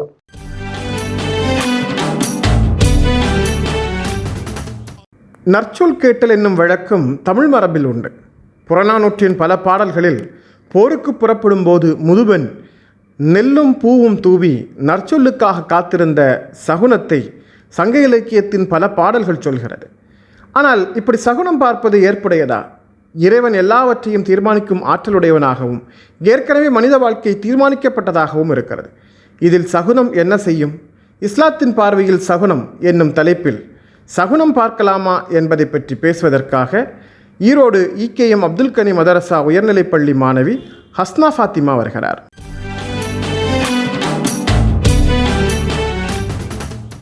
அஸ்ஸலாமு அலைக்கும் வரஹ்மத்துல்லாஹி வத்தாலா பரகாத்துஹு. EKM அப்துல் கனி மதரசா இஸ்லாமியா உயர்நிலைப் பள்ளியிலிருந்து ஹஸ்னா ஃபாத்திமா 7th C. சகுனம் பார்க்கலாமா பார்க்கக்கூடாதா என்ற ஒரு சிறிய உரையாடலை கேட்கலாம். அஸ்ஸலாமு அலைக்கும் தங்கச்சி. வலைக்கும் சலாம் அண்ணே. என்னம்மா ரொம்ப சோகமாக இருக்க? அதெல்லாம் ஒன்றும் இல்லைண்ணே. சும்மா சொல்லு, அதான் மூஞ்சியை பார்த்தாவே தெரியுதே. உங்ககிட்ட சொல்கிறதுக்கு என்ன? எனக்கு எது எடுத்தாலும் தோல்வியாகவே போகுது. என் நேரமே சரியில்லை அண்ணே. என்ன பண்ணுறது? ஏன், என்ன ஆச்சு? என் மகளுக்கு கல்யாணம் ஆச்சு. ஆனால் 2 மாதத்துலேயே புருஷனோட சண்டை போட்டு ஓடி வந்துட்டா. நல்ல நேரம் பார்க்காம கல்யாணம் பண்ணி வச்சோம். அதான் இப்படி ஆயிடுச்சு. அதுக்கு காலத்தை ஏமாத்திட்டுற? ஏன்னா கூடாது. காலத்தையும் நேரத்தையும் நான் இயக்குகிறேன், அதை திட்டாதீர்கள். அது என்னை திட்டுறதுக்கு சமம்னு அல்லாஹ் சொல்கிறான் தெரியுமா? அப்படியா? இது எனக்கு தெரியாதே. இன்ஷா அல்லாஹ் இனி நான் திட்ட மாட்டேன். ஆனால் மகளுக்காக மாப்பிள்ளை பார்க்குறதுக்காக வீட்டை விட்டு கிளம்பும்போது ஒரு பூனை குறுக்க போச்சு. அந்த சனியனால தான் இப்படியெல்லாம் ஆயிடுச்சுன்னு நினைக்கிறேன். ஏய், முதல்ல கெட்ட நேரம் கெட்ட காலம்னு காலத்தை திட்டினேன். இப்போ பூனை குறுக்க போயிடுச்சுன்னு பூனையை திட்டுறேன்.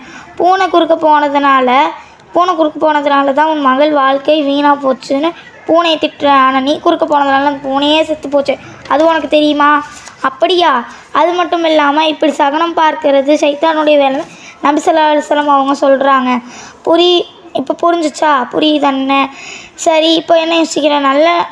இல்லை, நாளைக்கு ஒரு ஜோசியக்காரன்ட்ட போய் இதை பற்றி கேட்கலாம்னு நினைக்கிறேன். நீ முதல்ல முஸ்லீமா இல்லையா? அதை சொல்லு. ஏன் அப்படி கேட்குறீங்க? பின்ன என்னம்மா, நீ செய்கிற ஒவ்வொரு காரியமும் இஸ்லாத்துக்கு எதிரே இருக்குது. நல்ல நேரம் கெட்ட நேரம் பார்க்குறது, சகுனம் பார்க்குறது, ஜோசியம் பார்க்குறது, இதெல்லாம் அல்லாஹ்வுடைய கோபத்தை ஏற்படுத்தக்கூடிய செயல். அது மட்டும் இல்லாமல் ஜோசியம் பார்த்தால் 40 நாளோட தொழுகை ஏற்றுக்கொள்ளப்படாது என்று நபி ஸல்லல்லாஹு அலைஹி வஸல்லம் அவங்க சொல்லியிருக்காங்க. அப்படியாண்ணே, இது வரைக்கும் எது சரி எது தவறுன்னு தெரியாமல் செஞ்சுக்கிட்டு இருந்தேன். இன்ஷா அல்லாஹ் இனி இப்படி நான் செய்ய மாட்டேன். ஆனால் இன்றைக்கி பல பேர் இப்படி தானே செய்கிறாங்க. அவங்க நரகத்தின் பாதையை தேடுறாங்க. ஏன் உனக்கும் நரகம் வேணுமா? வேண்டாம் வேண்டாம், நான் ரொம்ப தெளிவாகிட்டேன். சரி, இப்போ நான் என்ன பண்ணுறது? உன் கவலையை அல்லாஹ்கிட்ட சொல். அல்லாஹ் உன் கவலையை போக்குவான். சரி, அல்லாஹ்கிட்டே சொல்கிறேன். அல்லாஹ் என் கவலையை போக்கி மகிழ்ச்சியை கொடு, என் மகளுக்கு நல்ல வாழ்க்கையை கொடு. மேலும் ஜோசியம் பார்ப்பது, சகனம் பார்ப்பது போன்ற மாதிரியான பாவங்களிலிருந்து எங்களையும் இந்த ஈரோட்டு மக்களையும் காப்பாற்றுவாயாக. ஆமீன். அஸ்ஸலாமு அலைக்கும் வரஹ்மத்துல்லாஹி தஆலா வபரகாத்துஹு.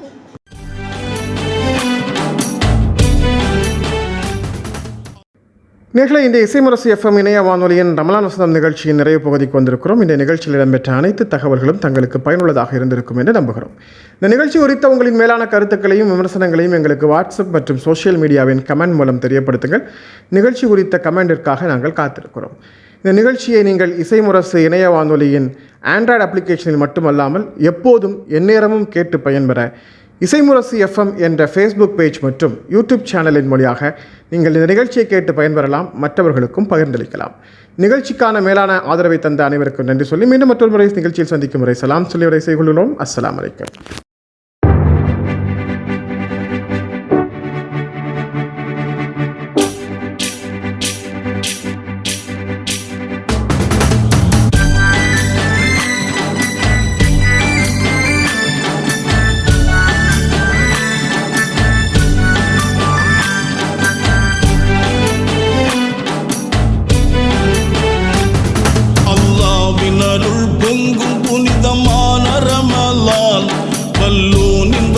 ரஹ்மத்தெல்லாம் சொரியும் ரமலான். அல்லாஹ்வின் அருள் பொங்கும் புனிதமான ரமலான். வல்லோனின் வரிசை ரஹ்மத்தெல்லாம் சொரியும் ரமலான்.